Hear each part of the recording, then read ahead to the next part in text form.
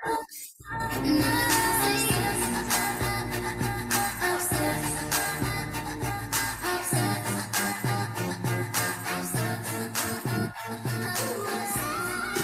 Bismillahirrahmanirrahim. Assalamualaikum warahmatullahi wabarakatuh.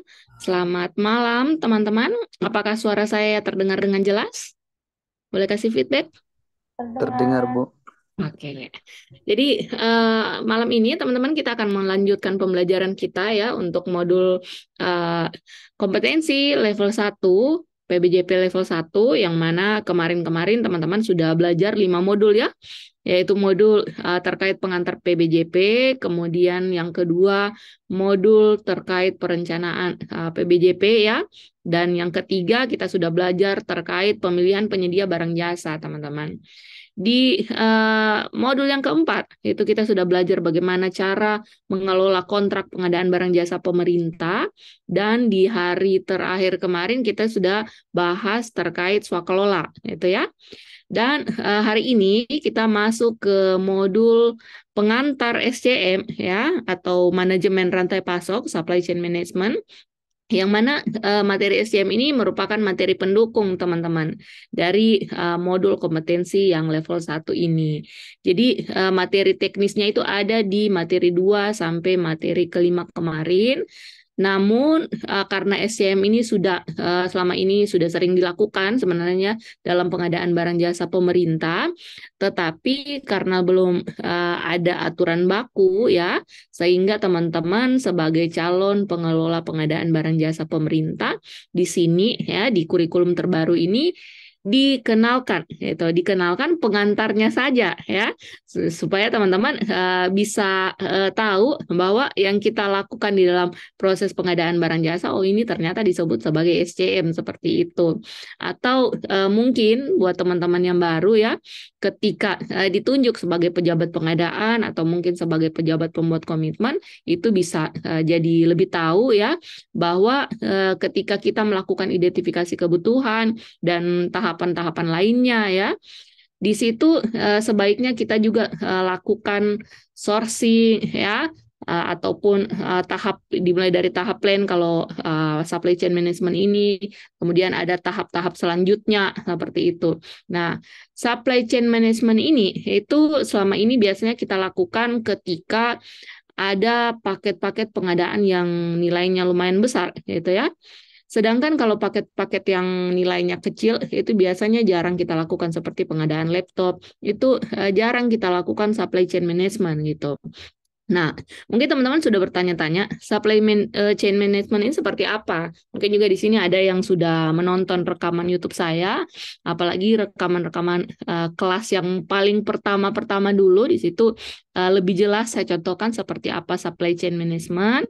Namun buat teman-teman yang mungkin belum sempat menonton rekaman di YouTube, teman-teman bisa sambil berdiskusi ya hari ini karena kita akan membahas terkait pengantar manajemen rantai pasok ini teman-teman. Yang mana di modul kompetensi terakhir ini kita akan belajar terkait 3 hal ya, 3 pokok pembelajaran. Yang pertama yaitu konsep dasar dari manajemen rantai pasok. Jadi supaya kita bisa tahu, tentu saja kita harus lihat dulu kan, manajemen rantai pasok itu apa maksudnya, kemudian tahapan-tahapannya terdiri dari apa saja, seperti itu teman-teman. Dan subpokok materi yang kedua yaitu keterkaitan pengadaan barang jasa dengan manajemen rantai pasok. Itu karena banyak orang yang bertanya-tanya ya, tidak sedikit yang bertanya, ini kenapa kita harus belajar manajemen rantai pasok ini? Ini kan urusan logistik, kenapa kita pelajari di pengadaan barang jasa pemerintah? Jadi di sini nanti teman-teman akan melihat ya, untuk apa kita belajar manajemen rantai pasok ini? Yaitu apa hubungannya? Ya, apa kaitannya dengan pengadaan barang jasa pemerintah? Sehingga ketika mengelola pengadaan barang jasa pemerintah ini, kita perlu melakukan strategi ataupun pengelolaan manajemen rantai pasok ini, teman-teman. Dan yang ketiga, bagaimana cara menerapkan SCM ini dalam pengadaan barang jasa pemerintah. Untuk itu, kita langsung masuk ke konsep dasar dari manajemen rantai pasok ya, seperti yang teman-teman sudah baca di modul ya.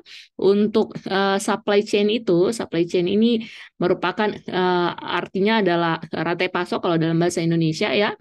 Jadi kalau disebut sebagai rantai, rantai itu kan saling berhubungan kan. Jadi dia saling mengikat satu sama lain, teman-teman. Nah, rantai sedangkan untuk pasok ini adalah ketersediaan, yaitu pasokan. Mungkin pernah dengar pasokan kan? Itu berarti stok. Nah, berarti rantai pasok ini itu berarti serangkaian ya, serangkaian pasokan itu, serangkaian proses bisnis. Kalau di sini ada terminologinya ya, serangkaian proses bisnis yang menghubungkan beberapa aktor untuk peningkatan nilai tambah bahan baku atau produk dan mendistribusikannya kepada konsumen. Nah, aktor-aktor yang dimaksud itu adalah stakeholder. Kita menyebutnya dalam SCM itu adalah stakeholder, yang mana untuk pasokan ini ya, kita ambil contoh untuk produk misalnya laptop ya. Laptop itu sebelum diterima oleh konsumen akhir ya, oleh pengguna akhir, itu asal muasalnya ini dari mana dulu, gitu teman-teman. Tentu saja kalau laptop itu kan ada yang buat, ada yang rakit kan. Nah, yang rakit itu siapa, diambil dari mana? Bahan bakunya itu dari apa saja gitu. Nah, ini yang harus kita telusuri dalam melakukan pengelolaan atau manajemen rantai pasok ini, teman-teman. Jadi kalau laptop, kita cari tahu laptopnya ini berasal dari mana, diproduksi dari mana, kemudian bahan-bahannya itu diambil dari mana, seperti itu. Nah, aktor-aktor ini atau stakeholder ini ya, stakeholder yang ada dalam manajemen rantai pasok itu saling berketerkaitan ya. Jadi dari penghasil bahan mentahnya atau bahan baku gitu, kemudian bahan baku itu akan dijual ke mungkin produsen atau ke mana gitu ya. Dan dari produsen itu nanti misalnya kita katakan produsen ini adalah pembuat atau pabrik laptop semacam itu. Nantinya kan akan dirakit, diproduksi di dalam pabrik. Nah, setelah di pabrik, nanti laptop-laptop itu yang sudah diproduksi dalam jumlah massal ya, itu akan disimpan di dalam gudang. Setelah disimpan dalam gudang, nanti akan didistribusikan ke toko-toko penjual laptop, gitu, sesuai permintaan. Setelah didistribusikan ke toko, ya, dari toko tadi ini itu akan dijual atau akan dipasarkan kepada konsumen, gitu. Jadi rangkaian ini teman-teman yang akan kita pelajari. Si pabrik tadi itu, si apa tadi, gudang ya, pabrik, gudang, kemudian yang sebelumnya penghasil bahan baku ya, jadi penghasil bahan baku atau raw material, kemudian pabrik, kemudian gudang, transportasinya ya, toko penjual laptopnya sampai ke konsumen, ini saling berketerkaitan satu sama lain, teman-teman, membentuk sebuah rangkaian atau kita menyebutnya sebagai rantai pasok ya. Dan si distributor atau si produsen ya, si produsen, kemudian pabrik, gudang ya, transportasi, toko laptop tadi, dan juga konsumen, itu yang kita sebut sebagai stakeholder di dalam pengelolaan atau di dalam manajemen rantai pasok ini, teman-teman. Dalam SCM ini ya, ada 3 rantai pasok yang perlu kita ketahui. Ada yang namanya rantai pasok hulu ya, ini yang sering keluar pada saat ujian, sehingga soal-soal ujian kalau untuk materi rantai pasok ini, materi pengantar SCM ini lebih ke soal-soal pemahaman, teman-teman. Saya jarang menemukan soal-soal yang identifikasi untuk SCM ini, sehingga teman-teman cukup membaca modul saja ya, cukup membaca dan memahami. Walaupun soal-soal UKOM yang berasal dari modul ini itu kita prediksikan hanya berupa soal-soal pemahaman, tapi kadang-kadang kita agak sulit memahami karena di materi SCM ini itu banyak istilah-istilah asing seperti itu, dan kita kurang familiar dengan istilah-istilah itu, teman-teman. Sehingga saya sarankan kalau untuk materi SCM ini teman-teman bisa buka modulnya, dikasih sticky note, dan jangan lupa di stabilo atau di highlight kalau masih berupa file PDF ya, di highlight di istilah-istilah asingnya. Karena itu sering muncul pada saat ujian, teman-teman. Sering ditanyakan. Seperti segmen dari rantai pasok ini. Jadi kalau ada pertanyaan segmen rantai pasok itu terdiri dari berapa apa saja kecuali, biasa kan seperti itu kan, atau soalnya yang bukan termasuk segmen atau komponen dari rantai pasok itu. Nah, ini dia teman-teman. Yang pertama, segmen atau komponen rantai pasok itu adalah rantai pasok hulu. Jadi kalau dalam Inggris itu kita menyebutnya upstream supply chain itu. Jadi hulu itu upstream. Nah, teman-teman cukup menghafal itu saja. Memang agak menghafal sih sebenarnya kalau materi STM ini ya. Jadi rantai pasok hulu berarti upstream gitu supaya memudahkan. Jadi tidak perlu kita hafal upstream supply chain. Biasanya kita lupa kalau seperti itu. Cukup kita ingat up itu paling atas kan. Nah, berarti itu hulu gitu. Yang paling puncak atau yang paling yang sumbernya dari mana gitu teman-teman. Nah, rantai pasok hulu ini aktivitas yang terjadi di dalamnya ya itu dari suatu organisasi, korporasi atau institusi dengan para rekanan pemasok itu. Jadi yang disebut sebagai hulu itu dari mana saja ya, dari mana saja sumbernya, tapi sumber itu kita sebut sebagai pemasoknya gitu, pemasok awalnya ya. Nah, nanti si pemasok ini akan melakukan transaksi ya dengan rekanan pemasoknya. Misalnya, kalau pabrik tadi kita mau produksi contohnya untuk jamu misalnya, jamu Sido Muncul. Nah, jamu Sido Muncul ini itu kan asalnya ya itu terbuat dari raw material kan teman-teman, dari bahan mentah itu bahan baku ya. Nah, bahan baku pembuatan jamu Sido Muncul tadi itu diambilnya dari petani gitu. Petani ini kita sebut sebagai rantai pasok hulu gitu. Jadi stakeholdernya sini adalah petani, si penghasil bahan mentahnya ya, itu kita sebut sebagai raw material teman-teman, dan raw material ini merupakan stakeholder di dalam SCM. Si petani tadi itu yang menghasilkan bahan mentah pembuatan jamu yang terdiri dari mungkin dedaunan kering gitu atau rempah-rempah semacam itu. Nanti si petani ini akan menjual ya hasil taninya atau raw material tadi ini itu akan dijual ke pabrik gitu untuk diolah ya. Nah, maka disinilah yang kita sebut sebagai rantai pasok hulu teman-teman.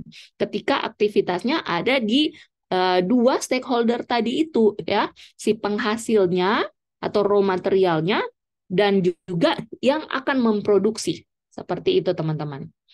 Nah, di sini dijelaskan ya dapat berupa pabrik, itu agen tunggal, distributor, pedagang eceran, gitu atau siapapun itu yang kita sebut sebagai dia pemasok utama gitu atau pemasok pertama. Misalnya kalau kita mau beli laptop, itu kan tidak mungkin kita telusuri laptop ini bahannya terbuat dari apa saja. Kan tidak seperti itu, apalagi kalau laptopnya hanya satu kan. Biasanya kita menelusuri ini laptopnya ini asalnya dari mana. Biasanya asalnya ini dari toko gitu, toko penjual laptop. Berarti kita menyebutnya sebagai rantai pasok hulu si toko penjual laptop itu. Berbeda halnya kalau kita pengadaan, misalnya pengadaan kertas suara, ya. Kertas suara itu dalam jumlah yang banyak, maka kita ketika melakukan penelusuran, ya, itu biasanya kita cek ke pabrik, ya, harga di pabrik itu berapa, kemudian dari pabrik itu kira-kira bahan pembuatannya itu biaya produksinya dan lain-lain itu dari mana ya, harga biayanya berapa, seperti itu, tersedia atau tidak, seperti kertas mungkin bahan baku kertas itu dari apa, mungkin dari tebu ya atau dari apa, apa karet atau apa, saya kurang paham ya. Nah, itu kita cari tahu apakah dengan kebutuhan di instansi kita untuk pengadaan kertas suara dengan jumlah yang sangat banyak itu bahan bakunya itu tersedia atau tidak gitu. Sehingga kita perlu melakukan pengecekan ya ke petani. Ini bagaimana Pak stoknya untuk bahan baku pembuatan kertas ini, apakah mencukupi kira-kira ini untuk digunakan ya diproduksi di tahun berikutnya atau bagaimana seperti itu. Ya, bagaimana juga hasil selama ini hasil taninya teman-teman, siapa petaninya tadi ini ya, si petani apa karet atau petani tebu semacam itu, siapa kira-kira yang biasa membeli hasil ini, itu hasil taninya ini untuk digunakan dalam pembuatan kertas. Oh, yang petaninya bilang yang beli ini dari pabrik sana, perusahaan sana. Nah, setelah kita telusuri tadi si petani ini, baik harganya ya dan juga ketersediaan stoknya untuk bahan mentah tadi, nah kita bisa telusuri lagi di pabrik itu. Kita tanyakan bagaimana untuk produksinya, apakah kalau misalnya kami di instansi ini ada pengadaan kertas suara, itu kira-kira stoknya tersedia atau bagaimana? Nah, dari pabrik ini biasanya perusahaan akan menjelaskan, oh Pak, kalau Bapak nanti belanjanya ya di bulan, misalnya bulan Januari, itu kami belum produksi Pak. Kami produksinya nanti di bulan Maret. Sehingga Bapak bisa melakukan transaksi di bulan April atau bulan Mei. Informasi-informasi seperti itu yang akan kita catat, teman-teman. Jadi kita lakukan pengecekan ke hulunya, ke upstreamnya, gitu teman-teman. Yang kedua adalah rantai pasok internal. Di sini dikatakan bahwa rantai pasok internal ini adalah semua proses penerimaan barang ke gudang. Jadi kata kuncinya di sini adalah gudang. Kalau tadi kan ke pabrik, gitu. Jadi dari raw material ke pabrik, situ kita sebut sebagai upstream. Sedangkan yang internal ini berkaitan dengan gudang, ya. Jadi barang ini, produk ini sudah diproduksi dan hasil produksinya itu disimpan ke dalam gudang, gitu. Nah, di sini kita katakan sebagai rantai pasok internal. Dan yang di ujung ya adalah downstream atau rantai pasok hilir. Di sini disebutkan semua aktivitas yang melibatkan proses transportasi dan distribusi. Jadi itu kata kuncinya, teman-teman.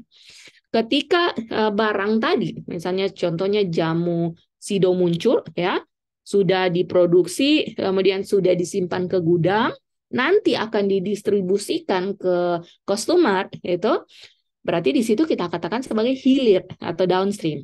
Nah, jadi proses rantai pasok ini ya, rangkaiannya tadi ini atau alurnya itu kita akan bagi ke dalam 3 segmen, teman-teman. Jangan lupa ada rantai pasok hulu ya, segmen pertama, kemudian yang di tengah itu rantai pasok internal, dan segmen terakhirnya adalah hilir gitu. Nah, ini kalau ketemu di soal ujian, jadi saya harapkan teman-teman tidak lupa, bisa sambil mencatat dan mencatat kata kunci tentu saja ya, itu yang paling utama, karena kalau kita baca di modul untuk manajemen rantai pasok ini seringkali kita kurang paham ya, apalagi kalau narasinya panjang.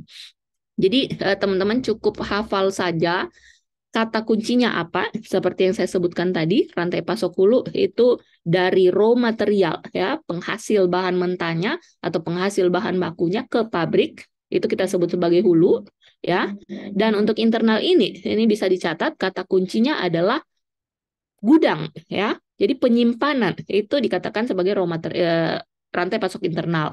Dan rantai pasok hilir itu kata kuncinya adalah transportasi atau distribusi. Jadi ketika produk tersebut akan didistribusikan ke entah ke tangan pelanggan atau ke toko atau kemana gitu. Disitulah kita sebut sebagai rantai pasok hilir, teman-teman. Oke. Nah, gambaran dari rantai pasok yang dilakukan di perusahaan-perusahaan itu ya. Jadi teman-teman mungkin pernah melihat ya, sudah pasti sudah mendengar ya, ada perusahaan misalnya Indomie gitu. Nah, Indomie itu mie instan yang diproduksi yang dijual di toko ya, mie instan yang dijual di toko itu Indomie itu sudah melewati ya tahapan-tahapan ini, teman-teman. Nah, ini yang kita sebut dengan rantai pasok ya.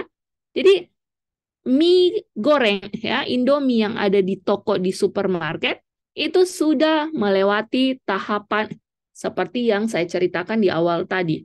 Dimulai dari rantai pasok hulunya ya. Tentu saja di situ si perusahaan Indofood ini ya, ketika melakukan manajemen rantai pasok, tim logistiknya atau tim SCM-nya ya di situ melakukan penelusuran ya. Penelusuran kemana? Tentu saja penelusuran ke raw material. Itu ditelusuri untuk bahan baku pembuatan mie itu terdiri dari apa saja, di mana nanti akan ambil bahan baku itu. Misalnya pembuatan mie itu kan terdiri dari tepung, ada minyak kelapanya, kemudian ada garamnya mungkin ya, ada plastik pembungkusnya gitu. Nah, semua bahan baku ini itu dihasilkan atau kita akan beli di mana gitu. Jadi harus ditentukan dulu raw materialnya siapa ya. Kemudian mereka ini si tim Indofood ya, tim SCM-nya PT Indofood itu akan melakukan pengecekan ke raw material tadi, apakah bahan mentah itu atau bahan baku itu tersedianya dalam jumlah yang berapa. Nah, semua informasi itu akan dicatat dan mereka laporkan ya ke tim logistik atau tim SCM yang ada di perusahaan itu. Dilaporkan bahwa oh sekarang minyak goreng itu mengalami kenaikan harga, Pak. Ini mungkin kelapa sudah musim penghujan sehingga dia sulit berbuah atau bagaimana. Nah, itu semua dilaporkan. Informasi-informasi yang didapatkan ini ya berdasarkan hasil penelusuran ini nantinya akan berpengaruh ke produksi. Apakah produksinya itu jadi berkurang ya karena keterbatasan bahan baku tadi, sehingga kalau produksinya berkurang otomatis harga ya itu akan meningkat. Itu kan permintaan itu banyak, misalnya ke Indomie permintaannya banyak, tapi yang diproduksi atau stoknya ini sedikit, tentu saja harganya itu bisa naik di situ. Nah, ini semua teman-teman yang perlu yang dilakukan oleh perusahaan-perusahaan itu ya, perusahaan-perusahaan besar yang sering kita lihat. Tujuannya apa? Supaya mereka bisa mendeteksi ya. Nanti bagaimana nanti kita produksi barang ini itu, bagaimana nanti permintaan dari konsumen yang masuk, bagaimana stok yang tersedia, apakah stok yang tersedia ini bisa mencukupi permintaan pelanggan. Itu. Misalnya, mereka mengecek permintaan dari pelanggan. Ini kan semua dilakukan kalau dalam manajemen rantai pasok yang dilakukan di perusahaan. Jadi dicek ya, ini pelanggan ini ternyata sekarang doyan makan mie instan misalnya itu. Oh, setelah dicek di pasar ya, ternyata banyak sekali nih pembelian untuk mie instan dalam kemasan yang mie gelas semacam itu. Dari informasi-informasi yang didapatkan itu ya, maka timnya ini itu akan merumuskan itu, kurang lebih seperti itu gambarannya teman-teman, akan menentukan atau mungkin akan menetapkan bahwa oh mie gelas ini saat ini lagi disukai oleh masyarakat, permintaannya banyak, sedangkan stok kita terbatas, maka kita perlu meningkatkan produksi. Tapi ketika kita mau meningkatkan produksi, kita cek dulu di pasar, di raw material, bahannya tersedia atau langka. Gitu. Nah, inilah tujuan dari manajemen rantai pasok yang dilakukan oleh perusahaan-perusahaan. Jadi kita belum membahas pengadaan barang jasa pemerintah sini. Ini masih secara umum ya, manajemen rantai pasok yang dilakukan oleh perusahaan-perusahaan besar gitu. Karena yang namanya perusahaan besar itu pasti melakukan pengelolaan rantai pasok ini, teman-teman, gitu. Jadi pengertian dari manajemen rantai pasok, teman-teman tadi sudah melihat rantai pasok itu seperti apa, kemudian segmen-segmennya, maka manajemen rantai pasok itu berarti cara mengelola rantai pasok itu supaya bisa berjalan dengan baik ya. Supaya pabriknya bisa memproduksi, tentu saja harus kita pastikan raw materialnya tersedia gitu. Ya, supaya gudang ini bisa difungsikan untuk menyimpan produk, tentu saja kita harus memastikan juga kan bahwa pabrik ini aktif itu melakukan produksi di situ. Kalau tidak ada yang diproduksi, maka gudangnya ini tidak akan terpakai, tidak bisa digunakan untuk menyimpan barang. Nah, hal-hal seperti ini yang akan dikelola oleh tim manajemen rantai pasok ini ya, tim logistik atau tim apapun itu namanya. Ini yang akan mereka kelola ya, mereka manajemen dengan baik meliputi perencanaannya, ya. Mereka rencanakan, oh nanti kalau di produksi yang kedua, ya, kita akan lakukan sistem seperti ini, gitu. Kita mungkin ambil stok dulu, ya, kita produksi sebanyak 3 kali, misalnya produksi pertama jumlahnya sekian, produksi kedua dan produksi ketiga, gitu, ya. Jadi dimulai dari tahap perencanaan untuk SCM ini, teman-teman. Dan pengelolaan semua kegiatan yang terlibat dalam identifikasi sumber daya dan juga pengadaan, gitu. Jadi dalam manajemen rantai pasok ini tentu saja ada pengadaannya, ya. Tadi bahan raw material tadi kan akan dibeli. Itu pengadaan namanya. Pembelian, transaksi, itu pengadaan namanya, teman-teman. Nanti perusahaan akan membeli minyak kelapa, ya. Perusahaan akan membeli bungkus apa? Plastik, gitu. Perusahaan akan membeli tepung untuk membuat mie. Itu namanya pengadaan, ya. Nah, selain sourcing, ya, dan juga procurement-nya, yang dikelola di sini juga adalah konversi dan semua kegiatan manajemen logistik. Jadi inilah yang dilakukan di perusahaan, teman-teman. Mereka memastikan, ya, mereka mengelola rantai pasok ini, ya, rangkaian tadi itu mereka kelola dengan sebaik mungkin sehingga perusahaan-perusahaan itu masih terus ada sampai dengan saat ini. Contohnya adalah PT Indofood, ya. PT Indofood itu sudah berapa tahun? Sudah lama, ya. Berapa ya? Mungkin sudah 100 tahunan ini kalau PT Indofood. Nah, kalau mereka tidak melakukan proses ini, gitu, tentu saja mereka tidak akan bertahan selama ini, teman-teman. Ya. Nah, jadi kurang lebih gambarannya seperti itu. Ini masih secara umum dulu, ya. Aspek manajemen rantai pasok. Jadi untuk materi manajemen rantai pasok ini, kalau kita kaitkan dengan soal ujian, ya, yang kemungkinan keluar itu yang di pertama tadi, teman-teman, segmen atau komponen rantai pasok yang ada 3, rantai pasok hulu, rantai pasok internal, rantai pasok hilir. Teman-teman cukup menghafal kata kuncinya saja, ya. Untuk hulu tadi dari raw material ke pabrik, gitu.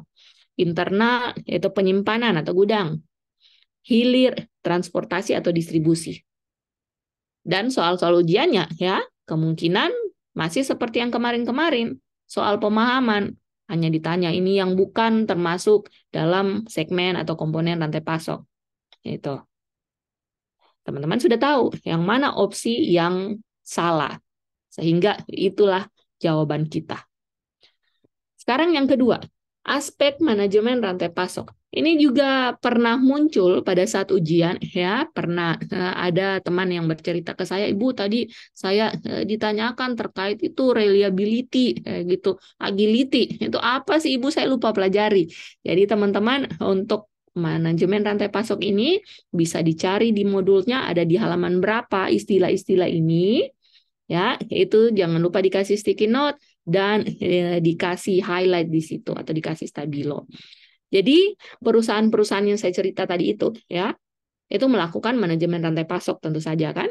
Nah, bagaimana ciri-ciri dari perusahaan yang menjalankan aktivitas manajemen rantai pasok ini dengan baik, gitu.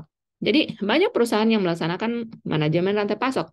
Tapi bagaimana supaya kita kenali, kita tahu bahwa perusahaan ini aktivitas SCM-nya ini sudah berjalan dengan baik. Nah, ada 5, ya, ada 5 aspek gitu.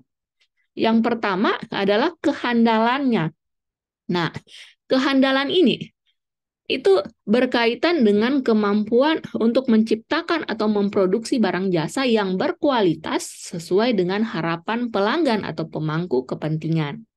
Contohnya tadi si Indomie, gitu, si PT Indofood. Ketika kita, mungkin di sini ada yang suka makan mie instan, ya. Ketika kita makan Indomie, ya, kita makan Indomie, apakah dari kualitasnya, dari rasanya, itu mengalami perubahan atau tetap sama? Kalau yang saya rasakan, ya, karena saya ini penyuka, sangat suka makan mie, ya, dari kecil itu saya makan mie, tidak makan nasi, ya. Jadi rasanya itu masih sama, teman-teman. cita rasanya itu sama.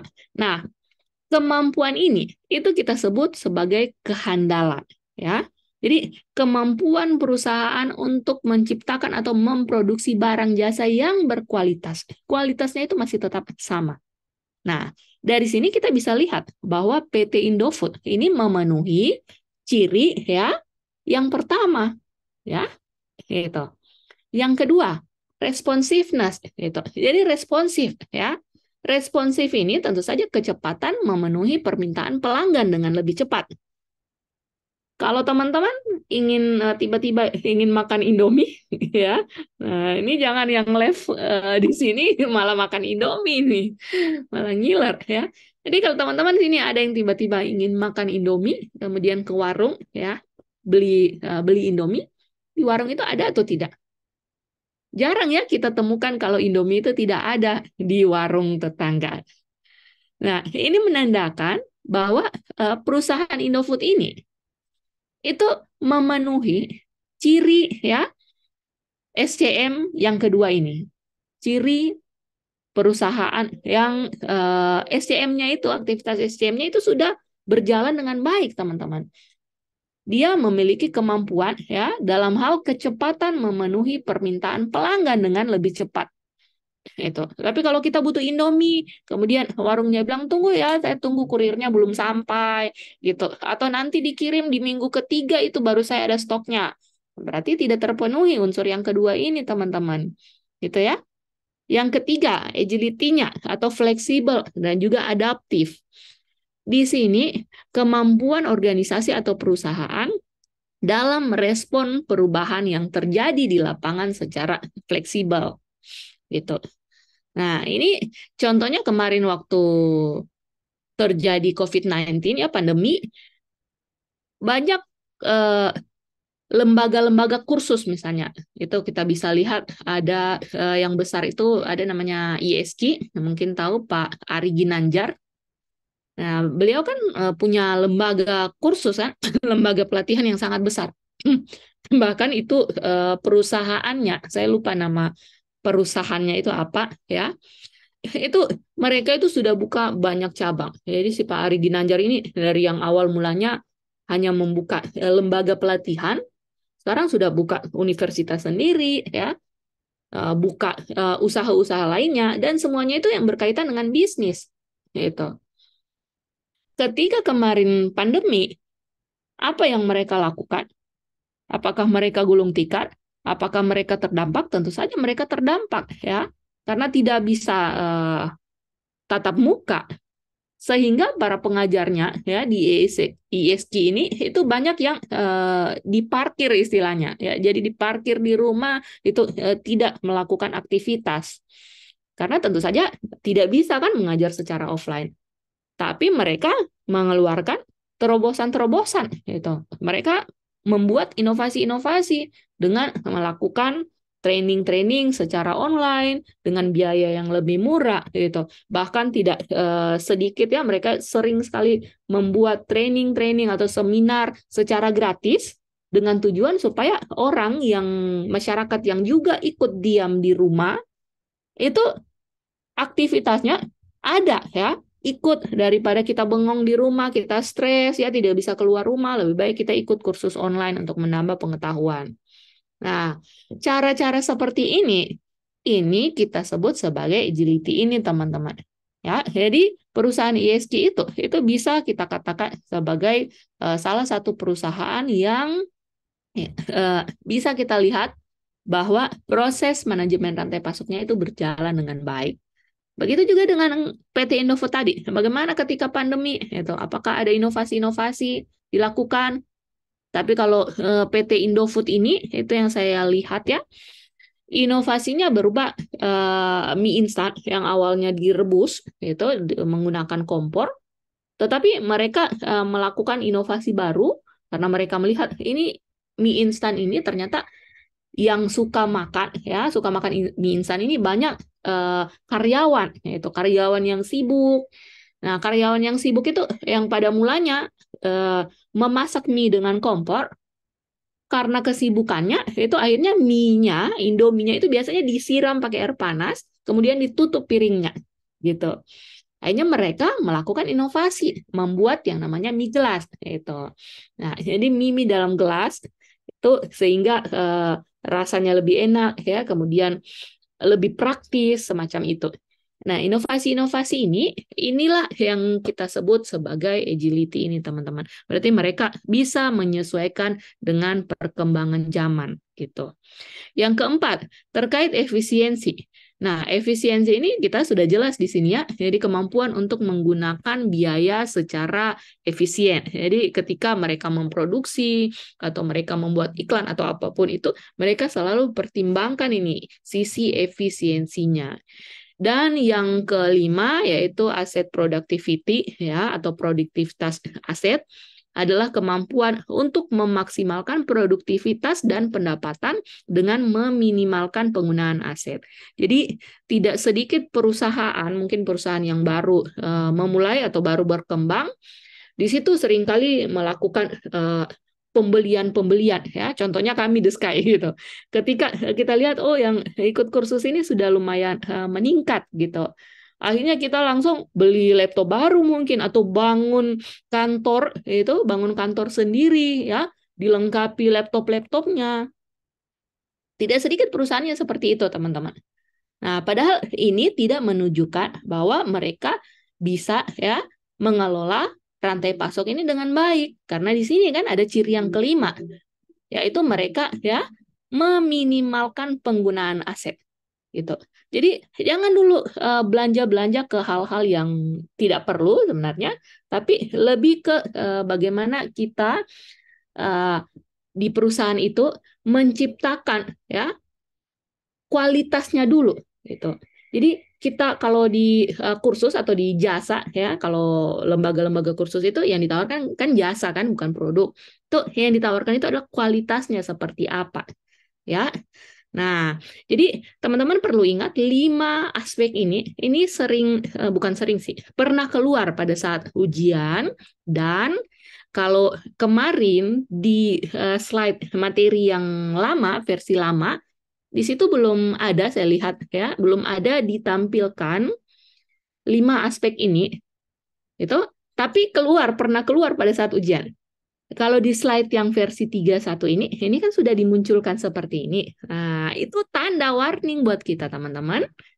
Jadi, kita bisa lihat situ, oh kalau sudah ditampilkan seperti ini, kemungkinan ini akan keluar pada saat ujian. Ya, sehingga teman-teman saya sarankan mempelajari ini kalau memang agak sulit dihafal tidak masalah sebenarnya ya. Silakan teman-teman buka modul kemudian dikasih sticky note, tapi saya perlu tekankan di sini teman-teman yang saya garis bawahi tadi itu. Nah, itu yang perlu teman-teman kasih sticky note. Itu wajib teman-teman ya. Nah, ini merupakan kisi-kisi soal ujian dari modul kompetensi yang pengantar SCM ini teman-teman gitu. Oke, jadi di sini ada catatannya di bawah untuk yang nomor 1, nomor 2, dan nomor 3 ya. Itu untuk memenuhi kebutuhan pelanggan, sedangkan yang nomor 4 dan nomor 5 ini untuk memenuhi kepentingan perusahaan atau organisasi.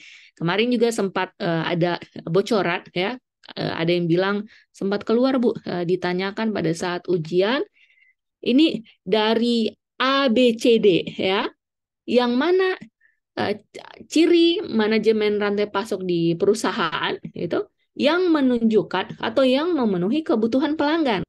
Nah, sehingga ada pilihannya kan, misalnya yang A reliability gitu, yang B responsiveness, yang C agility-nya gitu. Yang D mungkin efisiensi. Yang mana? Nah, kalau kita tidak baca ini gitu, kita tidak pernah belajar, tidak pernah ikut tatap muka, apakah lewat Zoom atau secara offline, dan tidak pernah baca modul, apalagi kalau modulnya tidak pernah dikasih sticky note, nanti ketika ketemu soal seperti itu kita bingung ya, apalagi kalau istilah-istilah asing seperti ini teman-teman. Itu tidak susah kita untuk menganalisa soal itu ya. Nah, maka teman-teman saya sarankan untuk yang pengantar STM ini sebaiknya dikasih sticky note gitu. Modulnya Karena kurang lebih prediksi saya untuk soal-soal SCM ini soal-soal pemahaman, jadi teman-teman tidak perlu khawatir. Ya, masih ada beberapa orang yang merasa, sulit sekali Bu, materi SCM ini. Akhirnya tidak dipelajari, itu. Akhirnya modulnya tidak pernah dibaca.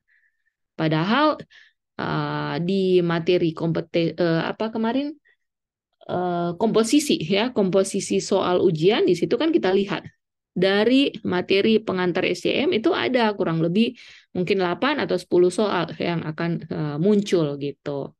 Nah, jadi itu bisa menjadi dasar teman-teman dalam belajar ya. Jangan lupa ditandai poin-poin penting yang ada di modul pengantar SCM ini. Oke, kita lanjut lagi untuk siklus manajemen rantai pasok. Jadi tadi kita sudah pelajari yang pertama, selain pengertian dari rantai pasok ya. Jadi rantai pasok itu rangkaian, saling berketerkaitan satu sama lain. Itu. Rangkaian dari apa? Tentu saja rangkaian dari pasokan ya, dari stakeholder-stakeholder ini. Itu dari raw materialnya, dari pabriknya gitu. Kemudian dari pabrik ini akan disimpan di gudang, dari gudang nanti ke transportasinya, kemudian ke toko sampai ke tangan pelanggan. Nah, jadi ini saling berketerkaitan satu sama lain sehingga kita menyebut sebagai rantai pasok. Kemudian manajemen rantai pasok tentu saja cara mengelola ya, cara mengelola pasokan-pasokan tadi ini supaya rantainya itu ya, alur distribusinya itu berjalan dengan baik, teman-teman. Tadi juga kita sudah pelajari komponen atau segmen rantai pasok ya. Teman-teman masih ingat? Ada rantai pasok hulu, ada rantai pasok internal, ada rantai pasok hilir, itu jangan lupa dicatat kisi-kisi ini. Dan yang sebelumnya ini ya, setelah segmen atau komponen rantai pasok tadi kita belajar terkait apa? Terkait ciri perusahaan yang menjalankan manajemen rantai pasok yang baik gitu. Jangan lupa dicatat ya kisi-kisi ini. Sekarang kita masuk ke kisi-kisi berikutnya yang sering ditanyakan pada saat ujian, teman-teman, yaitu siklus atau tahapan dari manajemen rantai pasok. Jadi perlu diingat ya, ada 4 tahapan dari manajemen rantai pasok ini. Yang pertama itu dimulai dari tahap perencanaan. Tahap perencanaan itu diawali dengan kegiatan penaksiran kebutuhan distribusi. Nah, jadi untuk materi yang pertama ini ya subpokok materi konsep dasar manajemen rantai pasok, ini kita masih membahas rantai pasok yang terjadi di perusahaan-perusahaan. Jadi masih secara umum teman-teman, kita belum kaitkan dengan pengadaan barang jasa pemerintah karena itu di subpokok materi yang berikutnya ya, gitu. Nah, jadi di tahap perencanaan ini dalam proses manajemen rantai pasok yang si perusahaan itu lakukan adalah penaksiran kebutuhan distribusi gitu. Jadi mereka buat perencanaannya.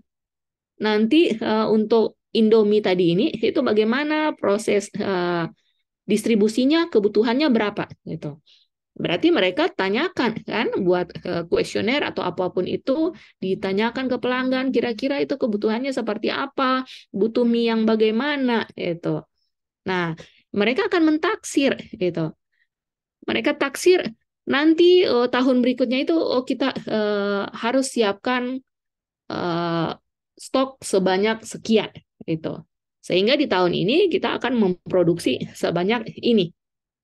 Yang akan kita produksi ini, karena jumlahnya sekitar ini, bahan bakunya tersedia atau tidak. Nah, jadi seperti itu teman-teman cara untuk menaksir kebutuhan distribusi di dalam manajemen rantai pasok ya. Tahap kedua yaitu sourcing. Sourcing ini merupakan pencarian pasokan. Jadi setelah dilakukan perencanaan tadi itu ya, mereka akan melanjutkan dengan tahapan pencarian pasokan, dicari itu. Jadi tadi sudah direncanakan nanti kebutuhan produksinya seperti ini, ya. Dibutuhkan bahan baku sebanyak ini. Sekarang mau dibeli itu bahan bakunya, gitu. Jadi kita butuh minyak kelapa sebanyak sekian liter. Jadi kita cari itu penelusuran pasokan dan penyedia. Di mana yang petani ya yang menjual minyak ini gitu. Kalau tadi di tahap perencanaan sudah ditaksir kebutuhannya nanti akan membutuhkan bahan baku misalnya tepung tapioka ya untuk membuat mie instan itu sebanyak sekian apa itu satuannya. Ya, saya kurang paham kalau satuannya. Nanti dicari tepung tapioka ini asalnya dari mana. Nah, dicari petaninya. Jadi inilah langkah-langkah ya atau kegiatan yang dilakukan di tahap sourcing ini, teman-teman. Yaitu diawali dengan aktivitas penelusuran pasokan dan juga penyedia. Setelah si tim manajemen rantai pasok ini ya tahu oh kalau petani untuk penghasil minyak tadi ini yang di sini ya itu ada di desa apa semacam itu baru kita lakukan transaksi di situ ya proses pemilihan penyedianya. Jadi mereka belanja ya mereka beli mungkin ada proses negosiasi dan lain sebagainya. Nanti setelah dilakukan pembelanjaan, nah ini akan dikirim gitu. Akan dikirim bahan baku yang sudah dibeli tadi itu ke dalam pabrik untuk diproduksi. Maka langkah ketiga ya atau tahapan ketiga dalam manajemen rantai pasok setelah plan dan juga sourcing tadi ini adalah make atau tahap produksi gitu. Jadi akan diproduksi bahan baku tadi ini sehingga hasil akhirnya berupa mie instan yang sudah di dalam kemasan plastiknya ya dan dimasukkan ke dalam apa kardus gitu.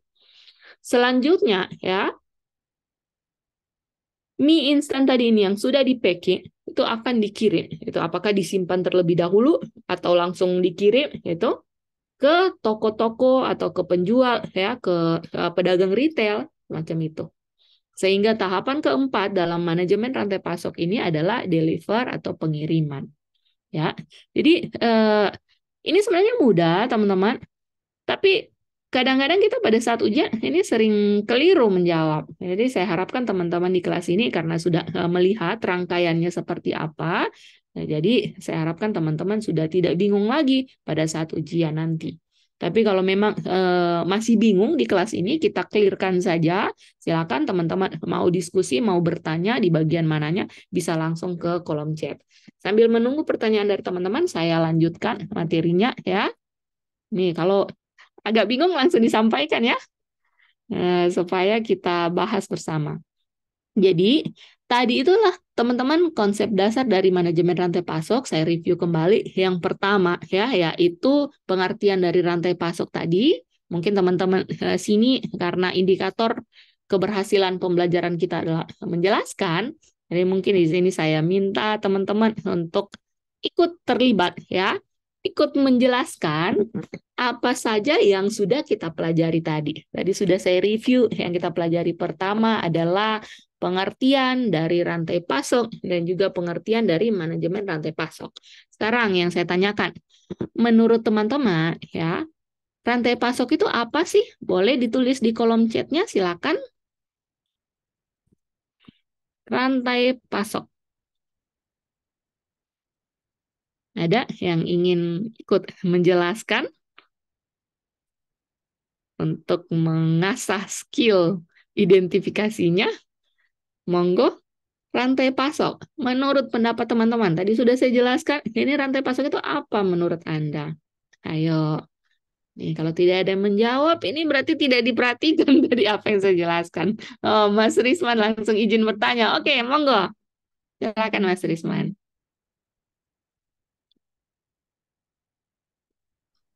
Terima kasih Bu. Langsung open mic saja. Oke, terima kasih Bu atas Mm, kesempatan yang diberikan.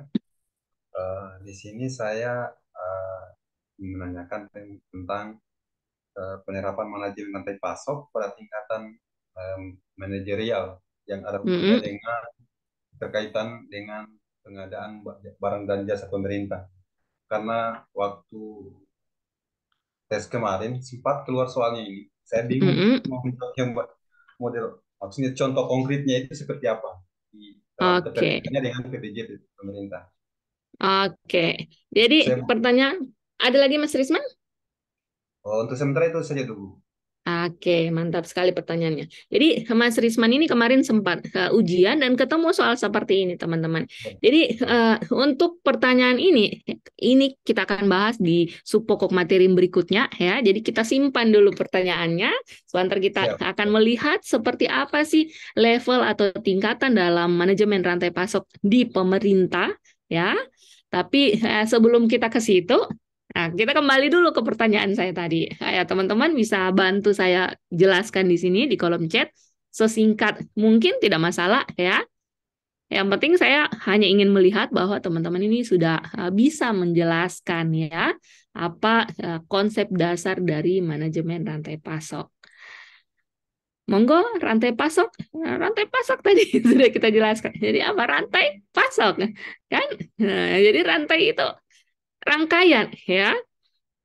Pasok adalah pasokan stok itu. Jadi rangkaian ya untuk punya keterkaitan Mas Asri, betul sekali. Jadi keterkaitan rangkaian yang menghubungkan antara para stakeholder atau aktor-aktor di dalam manajemen rantai pasok itu ya, supaya stok atau produk itu bisa terdistribusi sampai ke tangan pelanggan. Supaya stok atau produk itu bisa sampai ke tangan pelanggan, tentu saja kita ya dari tim manajemen rantai pasoknya itu harus bisa memastikan bahwa stok bahan bakunya itu tersedia gitu.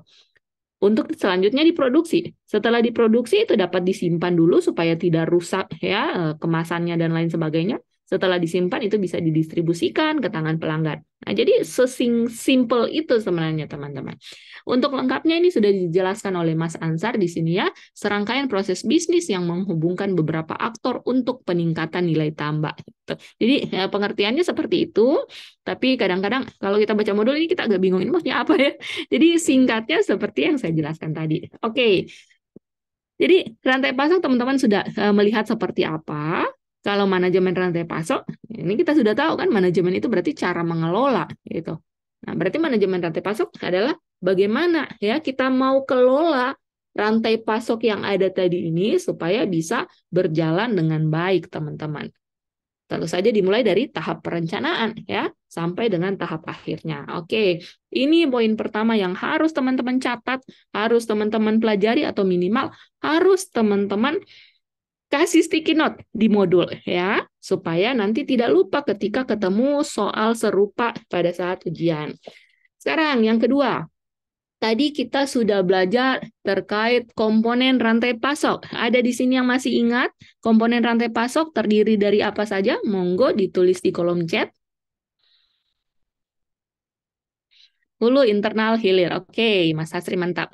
Hulu itu apa tadi kata kuncinya masih ingat? Kata kunci hulu. Masih ingat hulu? Perencanaan. Hah? Perencanaan? Perencanaan. Perencanaan. Oke, ada lagi yang ingin menambahkan? Hulu. Kata kuncinya tadi hulu. Nah, sudah lupa ini. Hulu. Kata kuncinya tadi apa? Pemasok. Oke. Jadi ketika kita ya mau mengambil barang ini itu raw material ya bahan mentah ini ke tangan pemasok gitu. Jadi hulu ini adalah aktivitas antara pemasok dengan rekanan pemasok. Jadi kita mau ambil dari mana ini produk A ini gitu. Kalau tadi mie instan tentu saja kita ambilnya ke petani dulu kan, petani apa gitu kayak PT Indo apa tadi Sido muncul itu kita jamunya tentu saja kita ambil ke petani rempah-rempah itu, petani apa dedaunan atau apapun itu semacam itu. Sekarang internal, masih ingat kata kuncinya internal? Internal, gudang, oke. Selanjutnya hilir. Hilir kata kuncinya adalah Distribusi, Bu. distribusi. Oke, mantap sekali. Berarti sudah clear ya di segmen atau komponen rantai pasok. Yang selanjutnya tadi kita belajar tentang apa setelah segmen atau komponen rantai pasok, masih ingat? Tadi sudah belajar segmen atau komponen rantai pasok. Kemudian apa lagi yang kita pelajari tadi itu, teman-teman? Masih ingat? Manajemen rantai pasok, Bu. Aspek manajemen. Aspek manajemen rantai pasok. Oke. Aspek manajemen rantai pasok yang sudah kita pelajari tadi apa saja, teman-teman? Masih ingat? Aspek atau ciri-ciri perusahaan ya itu berhasil menjalankan aktivitas SCM ini. Masih ingat tadi ada 5 ya, 5 aspek. Ada reliability-nya ya. Kemudian apa tadi yang kedua? Saya sudah agak lupa nih. Kehandalan, Responsif, kecepatan, responsif, ya, fleksibel, gitu. Kemudian efisiensi. produktivitas aset, ya. Nah, mantap sekali. Ada yang bisa bantu jelaskan reliability itu maksudnya apa sih? Kehandalan itu apa sih? Berkaitan dengan apa itu? Kehandalan. Kalau saya kualitas. Betul sekali. Jadi berkaitan dengan kemampuan si perusahaan dalam menghasilkan barang yang tentu saja berkualitas. Oke, mantap. Berikutnya, responsiveness. Nah, responsif ini apa? Izin Masih lagi, ingat? kalau responsif, kalau menurut saya itu kecepatan memenuhi permintaan. Mantap sekali. Jadi kecepatan dalam merespon atau memenuhi permintaan dari pelanggan. Oke. Yang berikutnya tadi adalah agility-nya. Nah, agility ini apa tadi? Masih ingat?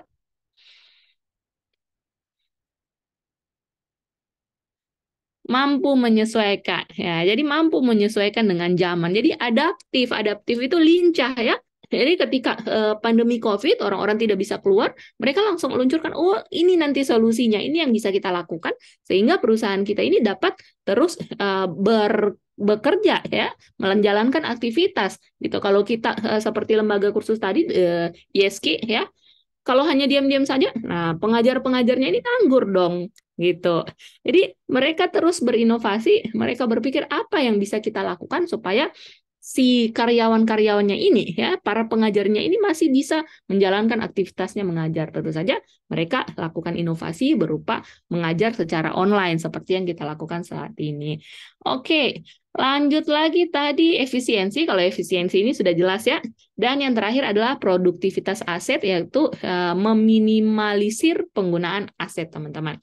Dari 5 aspek manajemen rantai pasok ini, yang sudah dituliskan oleh Mas Maulana di kolom chat, yang mana coba teman-teman sebutkan, yang mana yang memenuhi kepentingan pelanggan? Kalau pelanggan yang 1, 2, 3, oke. Kalau yang 4, 5, itu memenuhi kepentingan siapa dong? 4 dan 5. Perusahaan. Oke, jadi clear ya. Selanjutnya tadi ketika kita sudah belajar tentang ciri ya atau aspek manajemen rantai pasok ini, apalagi yang tadi kita pelajari, teman-teman masih ingat? Itu yang tidak kalah penting yaitu plan. Oke, plan itu apa tuh? Perencanaan. Siklus ya. Oke, jadi siklus atau tahapan dalam manajemen rantai pasok. Tadi disebutkan Mas Risman, yang pertama perencanaan atau plan. Di tahap plan ini, apa yang dilakukan oleh tim SCM? Masih ingat? Di tahap plan, apa yang dilakukan? Aktivitas apa yang dilakukan oleh si tim SCM tadi? Penetapan harga produk. Penetapan harga produk, boleh ya. Apalagi? Nah, ini kita identifikasi ini. Di tahap eh, plan. Manajemen persediaan. Boleh. Apalagi, teman-teman? Peramalan permintaan. Gimana? Peramalan. Eh, Oke, peramalan permintaan. Ya, betul sekali. Jadi, di tahap plan, tentu saja di situ kita melakukan ya perencanaan. Jadi, kita tetapkan dulu nanti sistemnya itu seperti ini. Gitu. Setelah tahap plan ini, maka kita lanjut ke tahap, apa masih ingat? Tahap yang kedua yaitu Source. sourcing. Oke, di tahap source itu apa yang dilakukan? Masih ingat? Di Pencarian tahap pasokan. source. Gimana? Pencarian pasokan. Pengadaan, Pencarian Bu. pasokan, pengadahan. Oke, betul semua, mantap. Setelah tahap sourcing ini, tahap apa selanjutnya? Make. Make. Oke, tahap make ini apa yang dilakukan? desain produk, Desain produk. Oke, boleh masuk. Pengolahan ya. Oke. Apa lagi? penjadwalan, penjadwalan, Penjadwalan. Kalau penjadwalan ini sepertinya masuk ke plan ya. Itu penjadwalan. kalau saya Bu, Tidak, Bu. Tidak, Masuk masuk di di mana? Mac. Oh, masuk di Mac, penjadwalan. Oke, oke. Berarti sudah open book semua ini. Mantap ini. Jangan lupa buku yang dibuka itu dikasih sticky note, teman-teman. Supaya nanti ketika ketemu soal, ya, kalau di sini saya bertanya kan, kalau nanti teman-teman soalnya yang bertanya, itu langsung open book. Oh iya, kemarin ini sudah kita bahas, ini ada di buku halamannya. Oke, dan terakhir adalah tahap apa tadi yang terakhir? Distribusinya ya, atau deliver. Oke, teman-teman, mantap ini. Jadi saya kira teman-teman sudah bisa menjelaskan dengan baik untuk konsep dasar dari manajemen rantai pasok, karena soal-soal yang keluar itu kurang lebih seperti itu. Tapi mungkin kalau teman-teman ada yang pernah ujian dan ketemu soal yang agak berbeda, maksudnya soal ujian ini ya untuk materi modul kompetensi SCM ini bukan lagi soal pemahaman, tapi soal identifikasi. Nanti bisa disampaikan di sini, kita bisa diskusi supaya teman-teman yang lain ikut mendengar bisa memberikan masukan mungkin ya. Seperti itu. Tujuannya tentu saja supaya kita semua yang ada di kelas ini bisa mendapatkan insight dari setiap peserta yang ada di kelas ini, teman-teman. Kita lanjut yang kedua. Keterkaitan pengadaan barang jasa dengan manajemen rantai pasok. Jadi kita tadi sudah lihat ya konsep dasar dari manajemen rantai pasok seperti itu. Sekarang apa sih kaitannya PBJP ini dengan manajemen rantai pasok? Yang pertama perlu teman-teman pahami ya, bahwa kegiatan PBJP itu secara garis besar terdiri dari 3 hal ini, teman-teman. Yang pertama, ada pengadaan barang jasa pemerintah yang dilakukan secara rutin. Rutin ini berarti setiap tahun itu dilakukan secara berulang, teman-teman. Contohnya apa? Ada pengadaan? Kalau rutin. ATK. Apalagi? pemeliharaan AC, Pemeliharaan AC. Nah, itu tiap tahun kan dilakukan. Kalau AC-nya tidak dipelihara, bisa rusak kan? Berarti itu masuk ke kegiatan rutin. Apalagi contohnya? Di sini ada yang bilang makan minum, pemeliharaan kendaraan. Oke, mantap. Yang berikutnya yaitu PBJP dalam kegiatan proyek.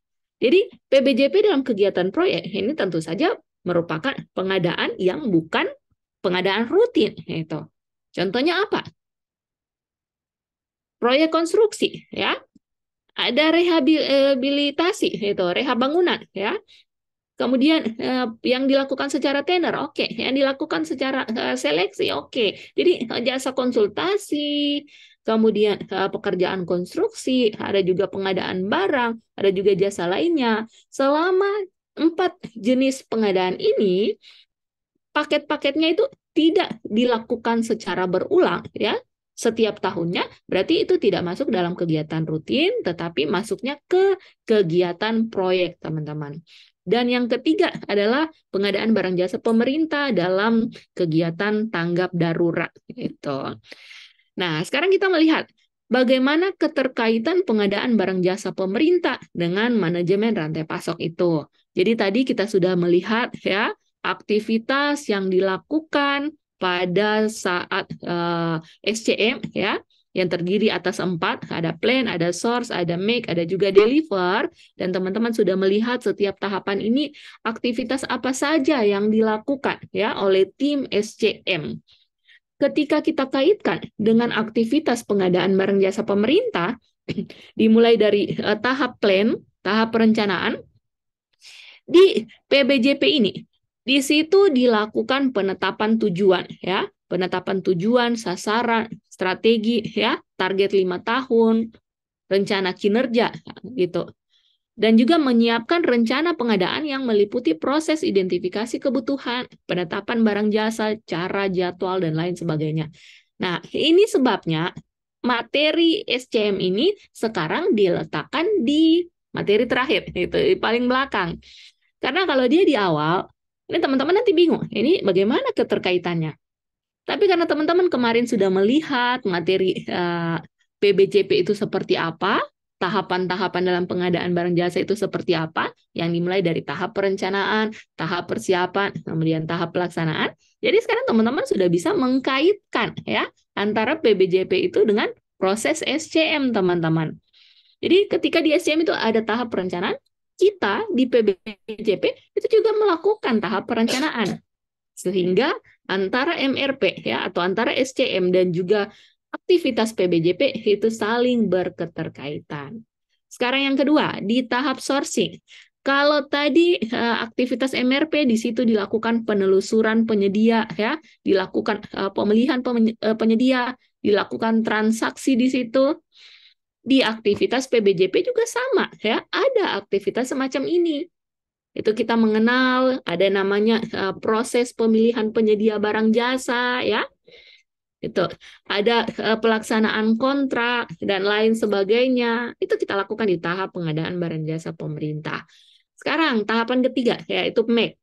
Tadi kita sudah melihat ya aktivitas MRP itu ada proses produksi ini teman-teman. Di aktivitas PBJP juga ada ya. Itu ketika kita melaksanakan kontrak, maka si penyedia ini kan akan memproduksi barangnya. Misalnya kalau kontraknya untuk pengadaan meja kantor, maka mejanya itu akan dibuat ya, dilaksanakan kontraknya. Nah, ini sama teman-teman. Itu ada di kedua aktivitas ini di MRP atau SCM dan juga di PBC. Dan yang terakhir yaitu tahapan deliver. Ketika tadi kita sudah melihat ya aktivitas dalam manajemen rantai pasok itu ada tahap distribusi ini. Kita di pengadaan barang jasa pemerintah juga ada ya.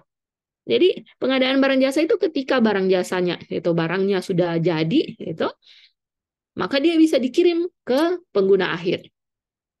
Kalau jasa ya, ketika jasanya itu sudah dilakukan ya, sudah disediakan, maka kita bisa lakukan serah terima hasil pekerjaan. Jadi saling berketerkaitan antara aktivitas MRP ini ya dengan aktivitas dalam pengadaan barang jasa pemerintah gitu.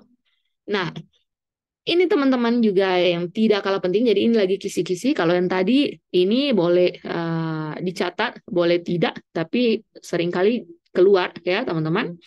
Tapi saya tidak bisa memastikan nanti keluar atau tidak ya. Beda halnya dengan ini. Kalau ini saya sangat yakin nanti akan keluar pada saat ujian teman-teman. Ini juga sering membingungkan ya ketika kita belajar ya rantai pasok dalam organisasi pemerintah. Tadi kan kita sudah melihat kan SCM secara umum yaitu bagaimana. Kemudian keterkaitannya dengan pengadaan barang jasa seperti apa ya.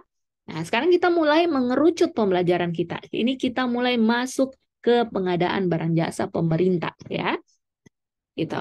Jadi berbicara tentang rantai pasok pemerintah, maka ada 3 ya karakter dari rantai pasok pemerintah ini teman-teman. Yang pertama kita kenal dengan rantai pasok pendek. Jadi rantai pasok pendek ini ketika proses SCM ini terjadi antara 2 stakeholder teman-teman. Jadi kata kuncinya di situ, rantai pasok pendek 2 stakeholder. Stakeholder pertama adalah si pemasok ya. Dan stakeholder kedua adalah internal organisasi. Tadi sudah sempat saya singgung di awal, contohnya kalau pengadaan laptop ini kan, apalagi kalau laptopnya hanya 1, 2, 3, itu kan tidak mungkin kita mengecek ke raw material, kan seperti itu. Biasanya kita mengecek harga, ketersediaan stok, itu kemana? Ke toko, kan? Nah, maka ketika ada toko situ untuk membeli laptop, dan ada kita sebagai pengguna akhir, berarti ada 2 stakeholder kan? Ini yang dikatakan sebagai rantai pasok pendek. Jadi kalau teman-teman nanti ada soal ya, keluar soal, teman-teman di sini mulai mengidentifikasi di soal itu ada berapa stakeholders itu. Kalau ada 2, berarti jawabannya adalah rantai pasok pendek. Kalau rantai pasok panjang ya, rantai pasok panjang itu terdiri dari 3 stakeholder. Jadi ada si pemasoknya siapa? Ada internal organisasi, dan juga ada pelanggan atau masyarakat. Contohnya apa? Pengadaan obat di rumah sakit. Gitu. Jadi kemarin sempat keluar soal ya terkait pengadaan obat di rumah sakit ini, dan banyak yang agak keliru menjawab. Saya juga di tahap awal dulu, yaitu karena dari teman-teman yang ujian itu tidak jelas mendeskripsikan soalnya seperti apa, pertanyaannya kurang spesifik, ya. Jadi memang soal ujian itu kan tidak boleh dibocorkan, Kak. Tapi kita bisa berkonsultasi sebenarnya ke mentor atau ke siapa. Ibu, kalau soalnya kurang lebih seperti ini kira-kira bagaimana? Nah, ketika teman-teman yang sudah ujian, ya, sudah ujian itu di kursus saya ada batch 1, batch 2 dan seterusnya. Mungkin sekitar batch 5 atau batch 6 ya di kursus The Sky ini itu ada yang mulai ingat gitu. Bu, soalnya itu kurang lebih seperti ini yang ditanyakan kalau ada pengadaan obat di rumah sakit itu nanti proses rantai pasok pemerintahnya seperti apa, Ibu? Gitu. Nah, jadi di situ di dalam soal studi kasus itu disebutkannya jadi ada seperti apa ya? Seperti yang kemarin ditampilkan ada mungkin skenario, ada instruksi semacam itu, saya tidak tahu pastinya seperti apa kan kalau soal ujian ini. Tapi yang bertanya waktu itu dia memang memberikan gambaran, Ibu. Jadi di pengadaan obat itu dilakukan, saya sudah lupa spesifiknya seperti apa, tapi intinya itu pengadaan obat di rumah sakit, kemudian obatnya nanti ini akan di apa ya? Dibeli atau di apa oleh pasien itu. Kurang lebih seperti itu gambarannya. Nah, maka di situ jelas informasi yang saya dapatkan bahwa pengadaan obat ya, pengadaan obat di rumah sakit. Obatnya ini kan kita lakukan pengadaan dulu. Jadi ada pengadaan obat itu biasanya kita ambil di apa ya? PT Kimia Farma semacam itu ya. Jadi kita ambil ke sana dulu, kita lakukan transaksi apakah itu e-purchasing atau mungkin tender ya atau metode pemilihan yang lain silakan. Tapi jelasnya obat ini kita ambil dulu ke sana gitu. Ambil contoh PT Kimia Farma. Ketika obat itu sudah kita transaksi, nanti obatnya akan kita simpan di gudang ya. Gudang farmasi. Berarti situ ada 2 stakeholder kan teman-teman. Yang ditanyakan, ini obat di tangan pasien. Pasien ini adalah orang ketiga, kan, stakeholder ketiga. Jadi tadi dari Kimia Farma atau si penyedianya ya, kemudian disimpan ke gudang. Ingat gudang ini merupakan stakeholder dalam SCM kan, disimpan di gudang farmasi, kemudian diminta oleh pelanggan gitu, dibeli oleh pasien. Berarti pasien adalah orang ketiga. Maka kalau ada 3 stakeholder seperti ini, itu masuknya ke rantai pasok panjang. Sedangkan untuk rantai pasok kompleks, ya, jadi ada 3 rantai pasok pemerintah, rantai pasok pendek, rantai pasok panjang, dan rantai pasok kompleks. Untuk rantai pasok kompleks ini ya kompleks, gitu, banyak cabang-cabangnya, ya. Ini contohnya untuk pengadaan tanggap darurat. Jadi tanggap darurat itu biasanya kalau ada bisa kita lihat teman-teman kalau kegiatan tanggap darurat itu misalnya ada jalan yang longsor, kan di situ ada tempat apa ya semacam workshop atau gudang untuk menyimpan alat berat misalnya atau menyimpan peralatannya tukang ya, itu kan ada gudang di situ. Kemudian ada jasa konstruksinya, ada juga materialnya dan lain sebagainya. Jadi ada banyak sekali organisasi yang ada ya di dalam pengadaan konstruksi itu, apalagi konstruksi yang tanggap darurat, teman-teman. Begitu juga untuk pengadaan yang bersumber dari dana hibah, itu prosesnya itu panjang. Ketika hibahnya masuk, nanti mungkin ditransfer lewat rekening apa dulu semacam itu, ya. Kemudian kemana lagi untuk mencairkannya harus lewat mana lagi seperti itu. Ada banyak stakeholder di situ. Nah, maka ini yang kita sebut sebagai rantai pasok kompleks. Mungkin teman-teman sini yang sudah ujian kemarin sempat ada ketemu soal ya, soal ujian yang menanyakan karakteristik rantai pasok ini, bisa sharing di sini, monggo. Mas Risman kemarin waktu ujian ada ditanyakan untuk 3 rantai pasok ini atau gimana? Ada Bu, sempat keluar rantai pasok kompleks itu. Tapi berupa soal pemahaman. Betul. Soal pemahaman, oke. Sehingga teman-teman nanti diminta untuk memilih ya, untuk opsi jawabannya itu lebih tepat ya, masuk ke rantai pasok yang mana gitu. Jadi ingat-ingat saja teman-teman untuk menentukan masuknya di rantai pasok yang mana, itu teman-teman kenali saja kata kunci pada soal. Ya. Kalau rantai pasok pendek berarti stakeholder-nya 2. Maka teman-teman lihat soalnya, kemudian teman-teman tentukan, ini di soal ini stakeholder-nya siapa saja ya. Ingat stakeholder yang tadi saya sebutkan di awal ya, pada subpokok materi konsep dasar manajemen rantai pasok. Stakeholder yang pertama itu ada raw material, penghasil bahan mentah atau bahan baku. Yang kedua ada pabrik ya. Yang ketiga ada gudang. Yang keempat ada transportasinya. Yang kelima ada toko ya, toko retail atau apapun itu. Dan juga yang terakhir adalah konsumen akhir, teman-teman. Itu semua merupakan stakeholder di dalam manajemen rantai pasok. Jadi tinggal teman-teman lihat pada soal ini bagaimana ya proses manajemen rantai pasok. Baru kita lihat, oh stakeholdernya ini dari sini ke sini, kemudian dari sini ke sini. Berarti 3 kan? Atau yang ada pada soal, ini dari sini langsung di pelanggan akhir. Berarti 2. Ya? Nah, ini juga contohnya teman-teman ada pengadaan jasa konsultansi, misalnya kita ada pengadaan jasa konsultansi pembuatan website misalnya, website kantor ya. Pelaksananya itu nanti kita swakelola ke Dinas Kominfo Sandi, karena di Dinas Kominfo itu ada tenaga IT Pemda. Mereka yang akan buat website ini atau aplikasi semacam itu. Berarti ini hanya ada 2 stakeholder kan? Dari si Kominfo tadi ini dan kita, pengguna akhir. Berarti itu masuknya ke rantai pasok pendek, teman-teman. Nah, jadi seperti itu gambarannya. Mungkin teman-teman sini kalau punya contoh-contoh pengadaan yang lain, silakan dituliskan di kolom chat. Nanti kita akan mengidentifikasi, ini kalau pengadaannya seperti ini, itu masuknya ke rantai pasok yang mana. Silakan bisa sambil diskusi. Ya, ada yang mau contohkan di sini? Nah, di sini dari Mas Asman, pengadaan bibit sawit. Pengadaan bibit ini dilakukan dengan penunjukan langsung, gitu. Karena dia memenuhi kriteria keadaan tertentu kan. Jadi bibit itu kita ambil kemana? Kita ambil ke misalnya petani, gitu. Jadi petani menghasilkan bibit, kemudian kita beli di situ. Sekarang kita identifikasi bibit itu dari petani ini kan raw material kan, berarti stakeholder itu. Bibitnya ini apakah langsung kita beli, langsung ke kita gitu, atau dibeli oleh siapa dulu itu, atau mungkin disimpan dulu gitu, atau mungkin bagaimana ya prosesnya baru ke kita.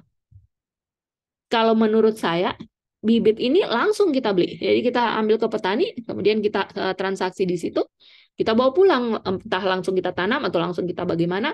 Tapi untuk bibit ini teman-teman, kita ya sebagai Pemda, kita mau apakan bibit ini gitu kan? Jadi kita beli bibit, terus kita mau apakan setelah dibeli? Kita simpan? Tentu saja tidak kan? Kita akan mendistribusikan ke masyarakat. Berarti ada 3 stakeholder di situ teman-teman. Ada si raw materialnya, kemudian ada kitanya sebagai internal organisasi, dan ada masyarakat sebagai pengguna akhir.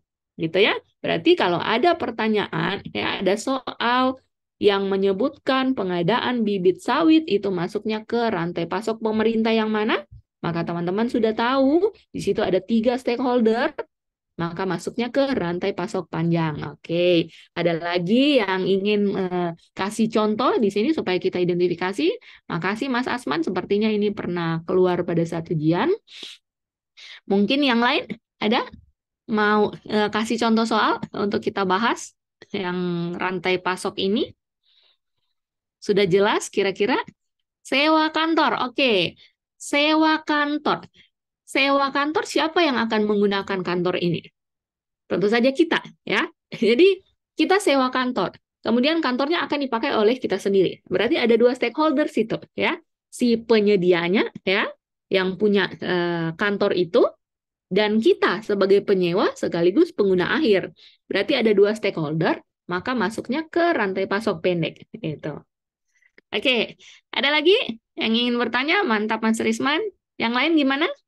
Mau kasih contoh? Kita coba-coba identifikasi. hibah pilkada termasuk rantai pasok kompleks. Iya, betul sekali. Jadi hibah pilkada ini prosesnya panjang sepertinya. Mungkin Mas Ansar mau open mic ini. Saya paling senang sekali kalau Mas Ansar yang komen. Coba Mas Ansar mau sharing. Karena Mas Ansar ini kan dari KPU. Jadi pengalamannya ini banyak ini kalau terkait pengadaan pilkada-pilkada semacam itu. Gimana Mas Ansar mau ikut sharing di sini? Kalau hibah pilkada ini seperti apa prosesnya di dalam? Dari pemberi hibah dulu, kemudian lewat kemana atau bagaimana? Mungkin bisa dijelaskan supaya teman-teman di sini bisa lihat ya, bisa mendengar dan nanti kalau ketemu soal ujian bisa langsung oh iya kemarin sudah dijelaskan Mas Ansar seperti ini prosedurnya. Monggo Mas Ansar. Baik Bu, Assalamualaikum warahmatullahi wabarakatuh. Kalau melihat Waalaikumsalam. dari rantai pasok komplek, dia ini Mm-mm, kan yang pengguna dana ini kan dari pemerintah daerah Bu. Nah, mm-mm, setelah kita melakukan MOU dengan Pemda, maka kita akan diberikan dana hibah. Nah, sekarang kan di Nunukan ini kita mengusulkan 50 miliar. Nah, setelah proses MOU itu nanti kita melakukan register di KPPN. Nah, di KPPN ini nanti dimasukkan ke DIPA karena kita ini kan termasuk APB, belanja APBN, mm, sehingga perlu diregister di DIPA. Nah, setelah keuangan KPU Ibu. Tapi dalam bentuk pengekspediannya tetap berdasarkan aturan-aturan di daerah Bu. Tapi memang agak panjang mm-mm, sih ini Bu, karena mm-mm, ada lagi nanti kan belanja hibah dari provinsi. Kan, mm-mm, pemilu pemilu serentak nanti ini kan berbarengan juga mm-mm, dengan pemilihan gubernur. Jadi ada tiga mata anggaran, mm-mm, tetapi berbeda juga tata cara masing-masing mempunyai MOU dan mm-mm. sekaligus nanti juga diregistrasi melalui DIPA, melalui KPPN. Agak panjang memang Ibu. Beberapa Panjangnya memang ya. stakeholder yang saling berkait Heeh. terkait masalah ini. Mm-mm. Itu sih Ibu. Hmm, ah, makasih nih Mas Ansar. Ini kita langsung jadi tahu sini kan teman-teman sini pasti dapat insight baru ini dari Mas Ansar. Jadi tadi sudah dijelaskan oleh Mas Ansar terkait hibah pilkada. Nah, hibah pilkada untuk mendapatkan anggarannya kita minta dulu dari KPU ke Pemda. Jadi Pemda ini mungkin stakeholder pertama ya. Kemudian dari Pemda itu ke apa ya? Ke KPPN kalau saya tidak salah dengar tadi. Ke KPPN. Nah, itu lagi stakeholder kedua kan? Kemudian dari situ kemana lagi? Nah, ini prosesnya panjang. Ini belum sampai ke pengguna akhir. Maksudnya kita belum mendapatkan barang jasanya. Itu. Baru untuk mendapatkan uangnya saja itu prosesnya sudah panjang. Nah, jadi kalau ada yang seperti itu, teman-teman, itu otomatis masuknya ke rantai pasok kompleks gitu. Nah, jadi di sini teman-teman sudah mencontohkan ya, dan sudah ikut brainstorming juga di sini, sudah ikut menjelaskan juga Mas Ansarnya ya. Saya harapkan teman-teman yang ada di kelas ini sudah mulai bisa ya mengidentifikasi kalau paket pekerjaan atau paket pengadaan semacam ini itu masuknya ke rantai pasok yang mana. Jadi cara berlatihnya teman-teman silakan langsung tuliskan di buku catatannya rantai misalnya langsung pekerjaan atau pengadaan tisu gitu. Nah, tisu ini dibeli kemana? Dibeli ke toko, kemudian kita pengguna akhir berarti hanya ada dua stakeholder gitu. Masuknya ke rantai pasok pendek. Nah, silakan lagi teman-teman pikirkan, apalagi ya pengadaan. Pengadaan tas untuk Bintek. Tasnya ini nanti beli kemana? Apakah ke pabrik dalam jumlah besar atau kemana? Nah, ini harus diperjelas. Kalau lagi contohnya pengadaan kertas suara. Kertas suara ini kan produksinya besar kan? Kembali lagi, kertas suara ini kita beli kemana? Kalau langsung ke penyedia, kemudian kita yang terima, berarti dua stakeholder. Tapi kalau prosesnya panjang, harus ke pabrik dulu, kemudian kertas suara itu harus disimpan dengan baik, baru nanti akan digunakan oleh masyarakat. Berarti itu masuknya ke rantai pasok panjang. Jadi gambarannya seperti itu, teman-teman. Oke, karena sudah bisa menjelaskan, saya anggap slide ini sudah clear. Mas Risman mau bertanya, silakan. Oke, terima kasih Bu. Contoh kasusnya yang salah satunya kayak kami kan hampir sama dengan Mas Ansar tadi. Kami juga menerima hibah. tapi bukan yang itu yang saya mau tanyakan. Eh, yang saya mau tanyakan ini terkait dengan sewa. Sekarang kami kan rata-rata sewa di kantor. Eh, saya mau mungkin kasih gambaran sedikit apakah masuk rantai pasok panjang atau pendek. Kronologinya seperti Sewa. ini. Kami Mm-mm. apa namanya kami mencari penyedia Mm-mm. untuk sewa mobiler. Kemudian mobiler yang telah tersedia itu kami salurkan ke tingkat kecamatan, dalam hal ini Oh, Panwascam kecamatan. heeh. Apakah itu termasuk Mm-mm. rantai pasok panjang atau rantai pasok pendek? Karena Oke, kalau saya oke. lihat Heeh. dari alurnya ini ada 3, Iya, dari iya. Heeh. kami kemudian ke penyedia, terus Mm. kami salurkan lagi ke eh, tingkat lebih bawah, dalam hal ini Panwaslu kecamatan. Apakah Ah, itu termasuk oke. rantai panjang atau rantai pasok pendek? Oke, jadi saya lihat Mas Risman sudah bisa mengidentifikasi sebenarnya sini. Kalau menurut Mas Risman, masuknya kemana? Kalau menurut saya Bu, rantai Hah? pasok panjang karena ada 3 Iya. siklus itu. Ada 3 ya. Jadi dari pemasoknya yang menyewakan ya, pemberi sewa, kemudian Mas Risman sendiri selaku Bawaslu-nya ya, itu Ya, internal organisasi, kemudian yang disewakan ini misalnya apa tadi, mebeler dan lain sebagainya, itu tidak digunakan oleh Bawaslu gitu kan? Tapi tidak. digunakan oleh apa? Panwas Tingkat gitu ya. Tingkat Panwas ya. kecamatan. Ya, Nah, betul. seperti itu. Berarti ada 3 stakeholder di sini, teman-teman. Nah, ini contoh yang sangat bagus sekali nih dari Mas Risman. Sehingga teman-teman nanti kalau ujian kemudian ketemu kasus seperti ini, nah itu kan sudah bisa mengidentifikasi dengan baik.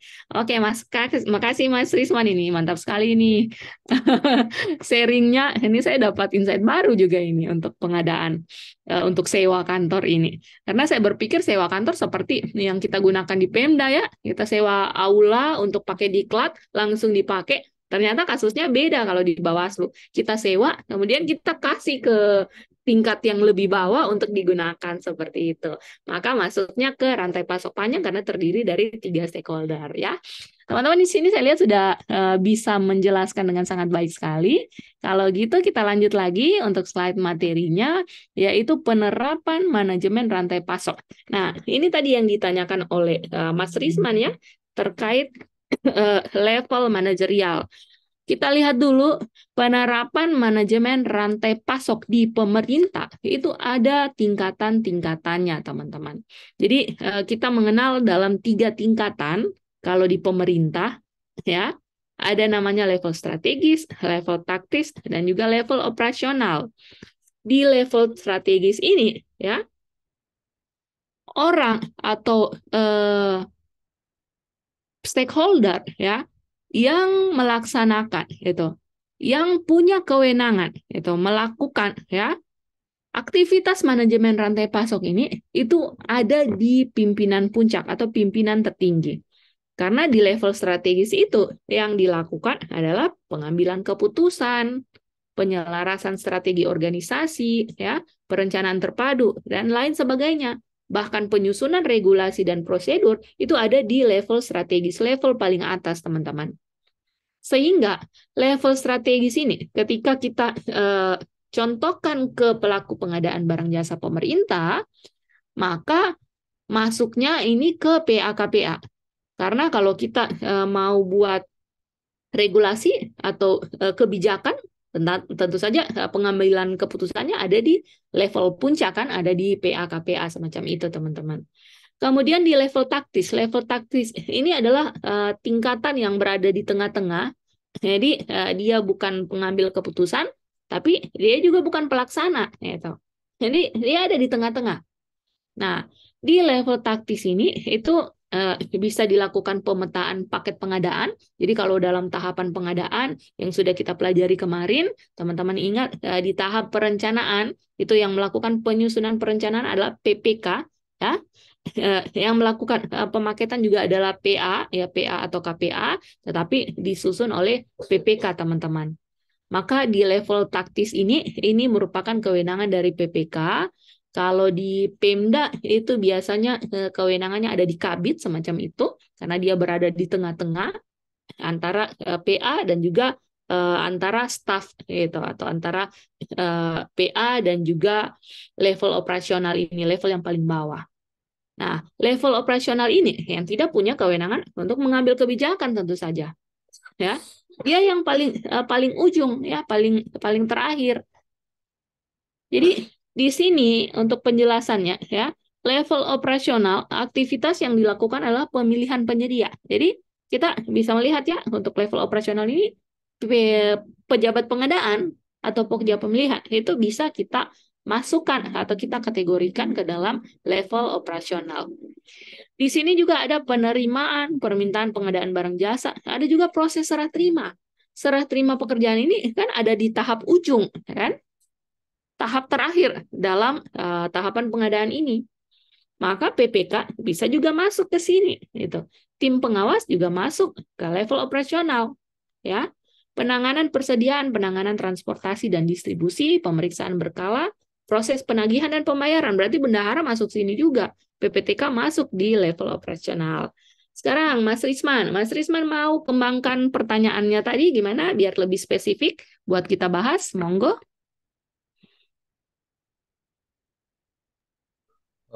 Contoh penerapannya Bu yang saya maksudkan keluar soal ini. Contoh penerapan namanya ini level strategis itu seperti apa?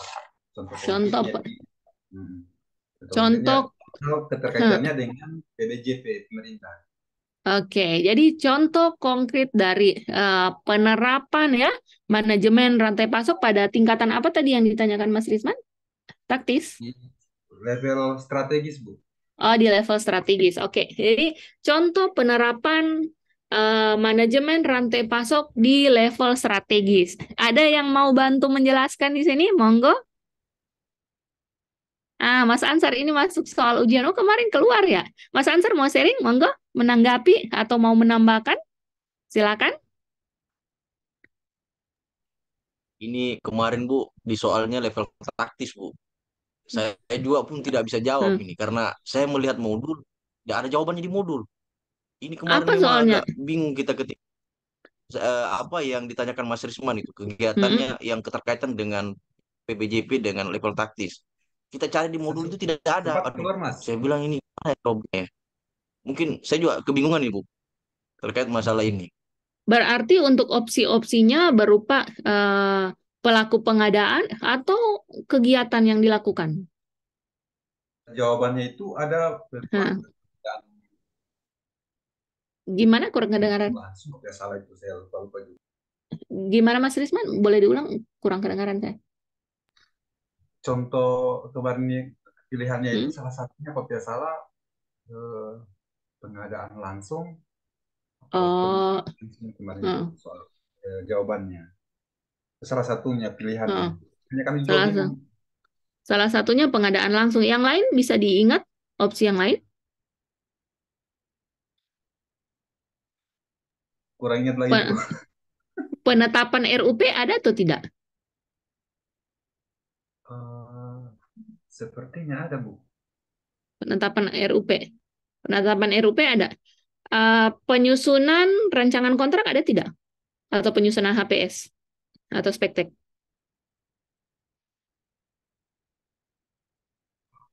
Saya terlalu ingat, Bu. Kemarin yang saya ingat itu kemarin pengadaan langsung atau penunjukan langsung itu. Oh, oke.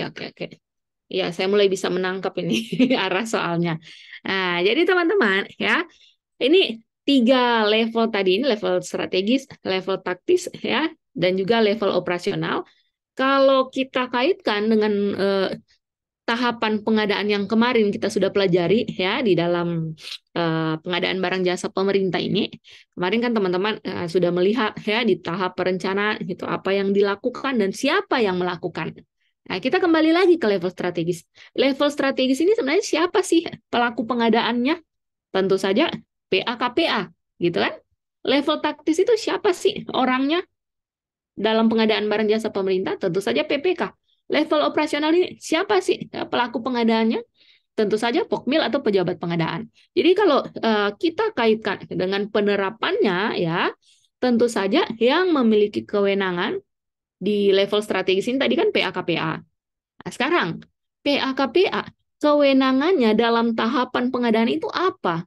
Tentu saja menetapkan dokumen perencanaan pengadaan.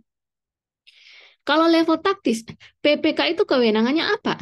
PPK ini kewenangannya mulai dari penyusunan ya, penyusunan dokumen perencanaan, kemudian penetapan dokumen persiapan ya, sampai dengan pelaksanaan kontrak gitu. Pengendalian kontrak di situ. Tapi untuk pengendalian kontrak, serah terimanya ini masuk ke level operasional gitu. Nah, jadi di sini kita batasi ya, batasi tugas PPK. Ini kita bagi dua, yang tugas penyusunan dokumen persiapan ya, kemudian penyusunan spesifikasi teknis, itu penetapan rancangan kontrak itu adanya di level taktis, sedangkan yang proses serah terimanya itu ada di level operasional. Sehingga kita jelas ini tugas pembagian tugas dan kewenangan dari PPK di kedua level ini. Dan yang level operasional ini adalah Pokmil ataupun pejabat pengadaan, karena di sini ada tugas untuk melakukan pemilihan penyedia. Sehingga ketika kita kaitkan ya penerapannya dalam PBJP, tentu saja di level strategis ini tadi KPA menetapkan dokumen perencanaan. Jadi kalau ada opsi pengumuman RUP gitu atau penetapan dokumen perencanaan, penetapan anggaran gitu. Nah, ini merupakan tugas dari si PA. Maka opsi itu adalah jawaban yang paling tepat ya. Karena aktivitas itu dilakukan di level strategis ini, teman-teman, oleh PA KPA. Di sini sudah ada contohnya ya, pengambilan keputusan. Gitu. Pengambilan keputusan dalam hal apa? Misalnya ada opsi yang menyebutkan, kemarin kita pelajari tugas dan kewenangan dari PA, itu salah satunya adalah menetapkan pemenang. Masih ingat? Menetapkan pemenang untuk barang, konstruksi, jasa lainnya yang nilainya di atas 100 miliar, sedangkan jasa konsultansi di atas 10 miliar. Gitu. Itu merupakan pengambilan keputusan di situ kan? Tugas PA. PA ini kan level strategis. Sehingga kalau ada opsi itu di dalam soal tadi ini, ya, apakah itu opsi jawaban A, B, C, ataupun D, maka itu yang benar, teman-teman. Karena itu adanya di level strategis. Itu kalau yang Mas Risman. Kalau yang Mas Ansar, karena Mas Ansar yang keluar soalnya di level taktis, berarti itu merupakan kewenangan dari PPK. Nah, kewenangan PPK itu apa saja sih? Teman-teman kan sudah pelajari kemarin. Menyusun dokumen perencanaan, ya, melakukan penetapan spesifikasi teknis, penetapan HPS, penetapan rancangan kontrak, gitu, menetapkan dokumen persiapan, ya, dan lain sebagainya. Maka ketika pertanyaannya ya ada di level taktis, nah itu kita langsung identifikasi, oh level taktis ini yang di tengah-tengah, berarti PPK di sini, maka aktivitas yang dilakukan di dalam proses pengadaan barang jasa pemerintah itu berkaitan dengan penyusunan dokumen ini gitu, dokumen perencanaan atau dokumen persiapan. Jadi tinggal dicocokkan dengan opsi jawaban yang ada. Ini saya tidak bisa menjawab dengan detail karena saya tidak tahu opsi-opsinya seperti apa ya. Nah, tapi tadi disebutkan oleh Mas Risman ada opsi jawaban yang diingat yaitu pengadaan langsung. Pengadaan langsung ini tugasnya siapa sih? Tentu saja tugas dari pejabat pengadaan. Nah, di sini kita sudah melihat, teman-teman, level operasional itu proses pemilihan penyedia, berarti di sini pejabat pengadaan. Maka kalau ada opsi pengadaan langsung, karena pengadaan langsung ini merupakan tugas dan kewenangan dari pejabat pengadaan itu ada di level operasional, maka jawaban ini kurang tepat.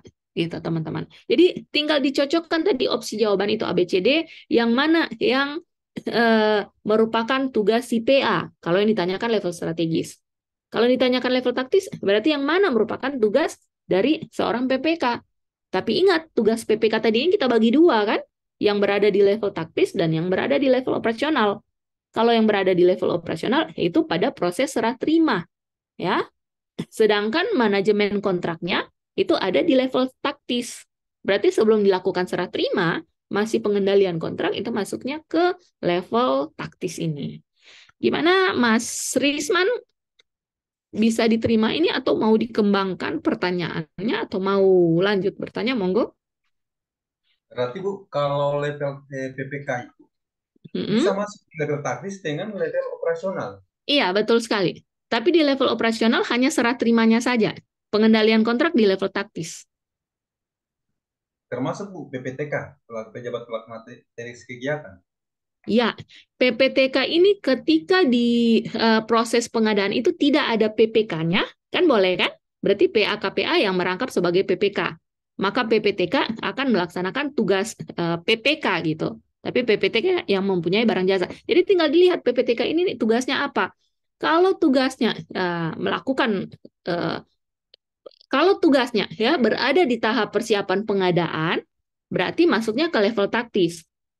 Kalau tugasnya berada di pelaksanaan kontrak, masuknya bisa di dua ini, yaitu bisa masuk di taktis kalau pengendalian kontrak, dan bisa masuk di operasional kalau serah terimanya.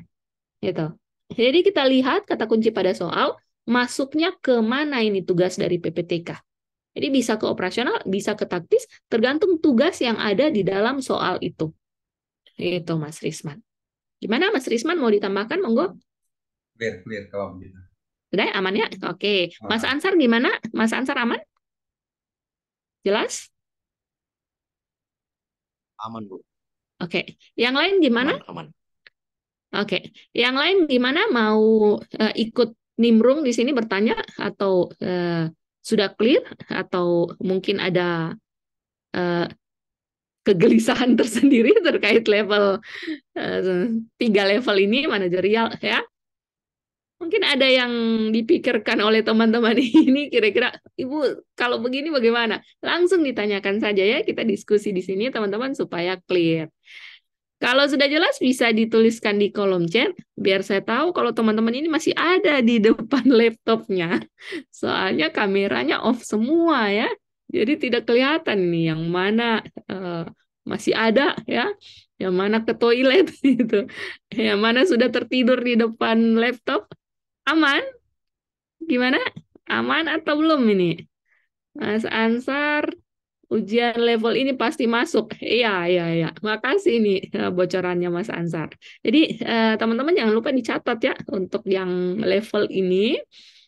Gambarannya seperti itu. Jadi teman-teman harus paham dulu ya tugas dan kewenangan dari pelaku pengadaan barang jasa. Baru teman-teman bisa mengaitkannya dengan SCM ini teman-teman ya. Itu. Oke, dari siapa lagi yang belum clear ini? Mas Hasrim aman, oke. Mas Risman aman, Mbak Indira aman. Yang lain gimana? Mbak Arum gimana? Mas Asman, Mbak Lisa, Mbak Irma, Mas Maulana, clear? Kalau clear bisa dituliskan di kolom chat. Sebelum kita lanjut materinya. Aman ya? Oke. Oh, dari Mas Maulana. Dibagikan link Zoom. Oh, oke. Nanti sebentar link Zoom dibagikan. Mbak Arum clear. Oke, kita lanjut kalau gitu. Nah, di sini ada apa ya? Keterangannya itu untuk level strategis ini berkaitan dengan keseluruhan tujuan dari organisasi. Nah, ini kurang lebih seperti yang saya jelaskan tadi, teman-teman. Untuk strategis ini bersifat jangka panjang, ya. Sedangkan untuk taktis ini jangka menengah karena berada di tengah-tengah, kan? Itu alokasi dan penggunaan sumber daya secara efektif dan efisien. Sedangkan untuk operasional ini level pelaksana, itu pelaksana tugas tertentu. Jadi kalau Pokja pemilihan kan tugasnya hanya sebatas melakukan pemilihan penyedia saja. Jadi dia masuknya ke level operasional. Pejabat pengadaan juga seperti itu. Tapi PPK ini bekerja mulai dari tahap perencanaan sampai tahap pelaksanaan. Gitu. Dia aktor utamanya sini. Tapi si PPK ini tidak bisa dijadikan level strategis karena dia bukan merupakan pimpinan puncak ya. Ada PA-KPA yang paling atas. Maka kita masukkan si PPK ini ke dalam level taktis. Jadi kurang lebih seperti itu teman-teman. Nanti tinggal dicocokkan dengan opsi jawaban yang ada. Penerapan manajemen rantai pasok dalam pengadaan barang jasa pemerintah. Jadi penerapannya ini ya dimulai dari tahap perencanaan. Mungkin di sini teman-teman bisa sambil mencontohkan ya. Kalau tadi sudah lihat manajemen rantai pasok itu seperti apa, dan teman-teman kemarin juga sudah belajar ya proses pengadaan barang jasa itu seperti apa? Di tahap perencanaan itu apa yang dilakukan? Sekarang coba kita kaitkan di sini. Level tahap perencanaan itu kira-kira aktivitas PBJP apa yang kita lakukan ini? Penerapan manajemen rantai pasok dalam PBJP. Jadi di level perencanaan apa yang kita lakukan? Tentu saja sudah jelas kan apa saja yang kita lakukan. Identifikasi kebutuhan, ya, penetapan jenis barang jasa, yaitu penetapan cara. Nah, ini semua dilakukan di tahap perencanaan. Yang kedua, di tahap penelusuran. Nah, tahap penelusuran ini kapan kita lakukan, teman-teman? Tentu saja pada saat kita melakukan penyusunan spesifikasi teknis, ya, melakukan penyusunan RAB itu. Di situ kan ketika kita menyusun spesifikasi teknis kan kita sudah cari tahu untuk barang jasa ini ada tidak pelaku usahanya.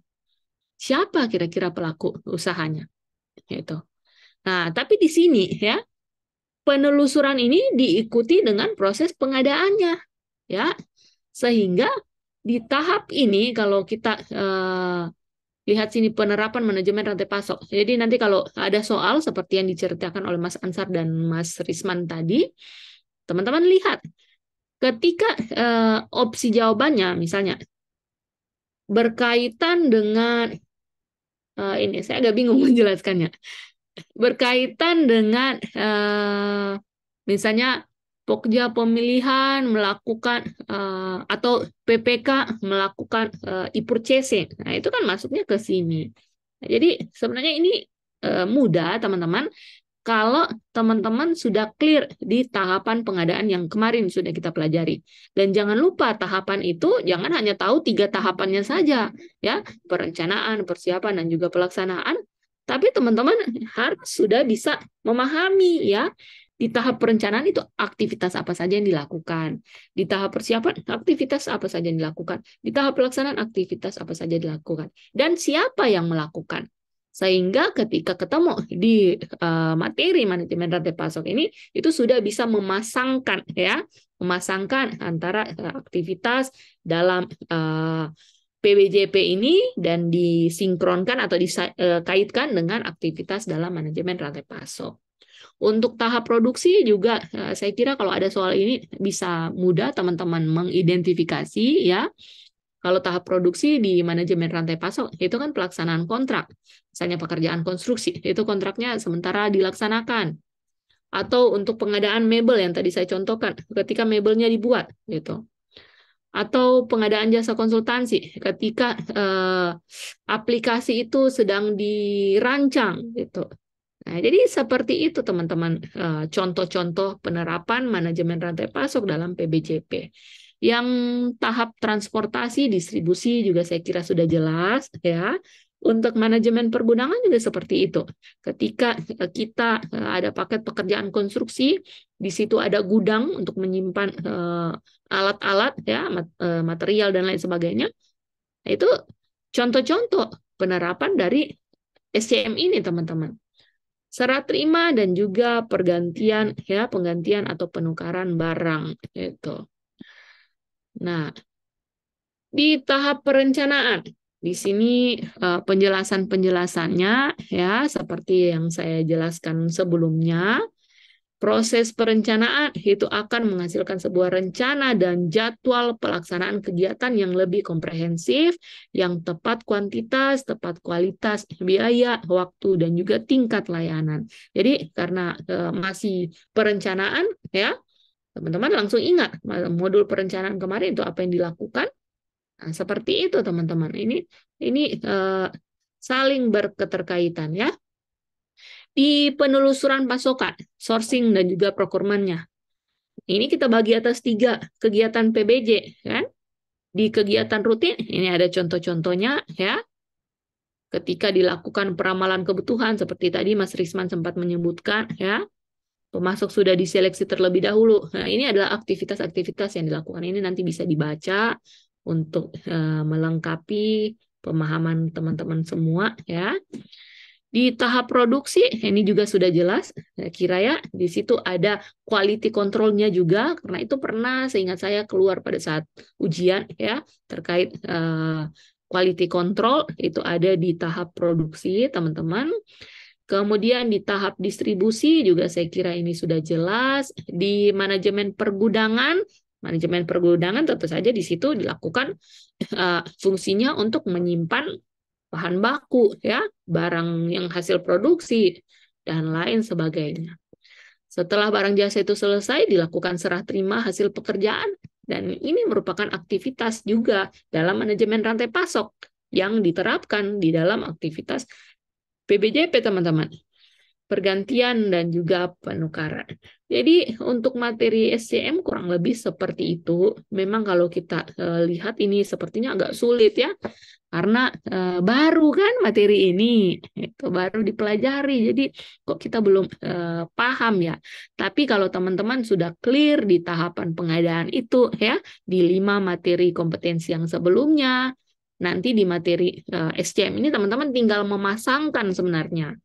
Jadi untuk materi SCM, supaya teman-teman bisa lebih memahami, selain baca modul, mungkin teman-teman bisa mulai, bisa dicatat ya, dibayangkan, oh kalau materi SCM yang ini tadi tahap perencanaan, itu ketika di PBJP apa yang kita lakukan? Bisa sambil ditulis supaya bisa tertinggal lebih lama di ingatan kita. Oke, sekarang mungkin sesi diskusi. Ada yang ingin mungkin bertanya atau ingin sharing pengalamannya ketika mengelola pengadaan barang jasa pemerintah dan ternyata mungkin sudah melakukan aktivitas SCM ini di dalam mengelola pengadaan barang jasa pemerintahnya. Monggo, mau sharing gimana pengalamannya? Atau ada yang pernah ujian kemarin juga mau sharing apa yang masih mengganjal, soal-soal yang belum bisa dijawab? Gimana? Kalau sudah clear, bisa ditulis di kolom chat. Apakah sudah clear atau masih mengganjal di hatinya? Silakan. Aman atau belum aman? Kasih feedback dong di kolom chatnya, biar saya tahu. Kalau teman-teman ini belum tidur di depan laptop. Gimana? Masih sedang membaca modul sepertinya. Ada pertanyaan? Mas Asrim aman? Oke. Yang lain gimana? Kalau belum aman, masih ragu-ragu, silakan. Oke, Mbak Lisa aman sambil belajar lagi. Oke, tidak masalah, aman dulu di sini. Nanti kalau setelah pembelajaran baru ingat, astaga saya tadi lupa tanya ini. Tenang, kita punya grup teman-teman. Grup itu tidak akan bubar ya. Silakan sampaikan pertanyaannya seperti tadi Mas Yogi ada permasalahan dalam pelaksanaan pekerjaan mau didiskusikan, monggo ya. Jadi karena di sini sudah aman semua sepertinya, yang lain sudah tidak ada pertanyaan, mungkin kita akhiri dulu sesi pembelajaran kita. Dan insya Allah teman-teman besok malam ya, walaupun materi ini sudah selesai, materi kompetensinya, tapi pembelajaran kita belum berakhir ya. Besok malam kita akan sharing strategi untuk lulus ujian kompetensi. Semoga tidak ada kendala jaringan bermasalah, cuaca, dan lain sebagainya, sehingga kita bisa on belajar ya, melanjutkan pembelajaran kita besok malam, dan nanti berikutnya kita mulai ke pembahasan soal-soal. Terima kasih atas kehadiran teman-teman semua malam ini ya. Semoga apa yang kita diskusikan hari ini bisa menambah pengetahuan teman-teman ya, dan terima kasih, sampai ketemu besok malam. Salam sehat selalu. Wassalamualaikum warahmatullahi wabarakatuh. Dan dadah semua.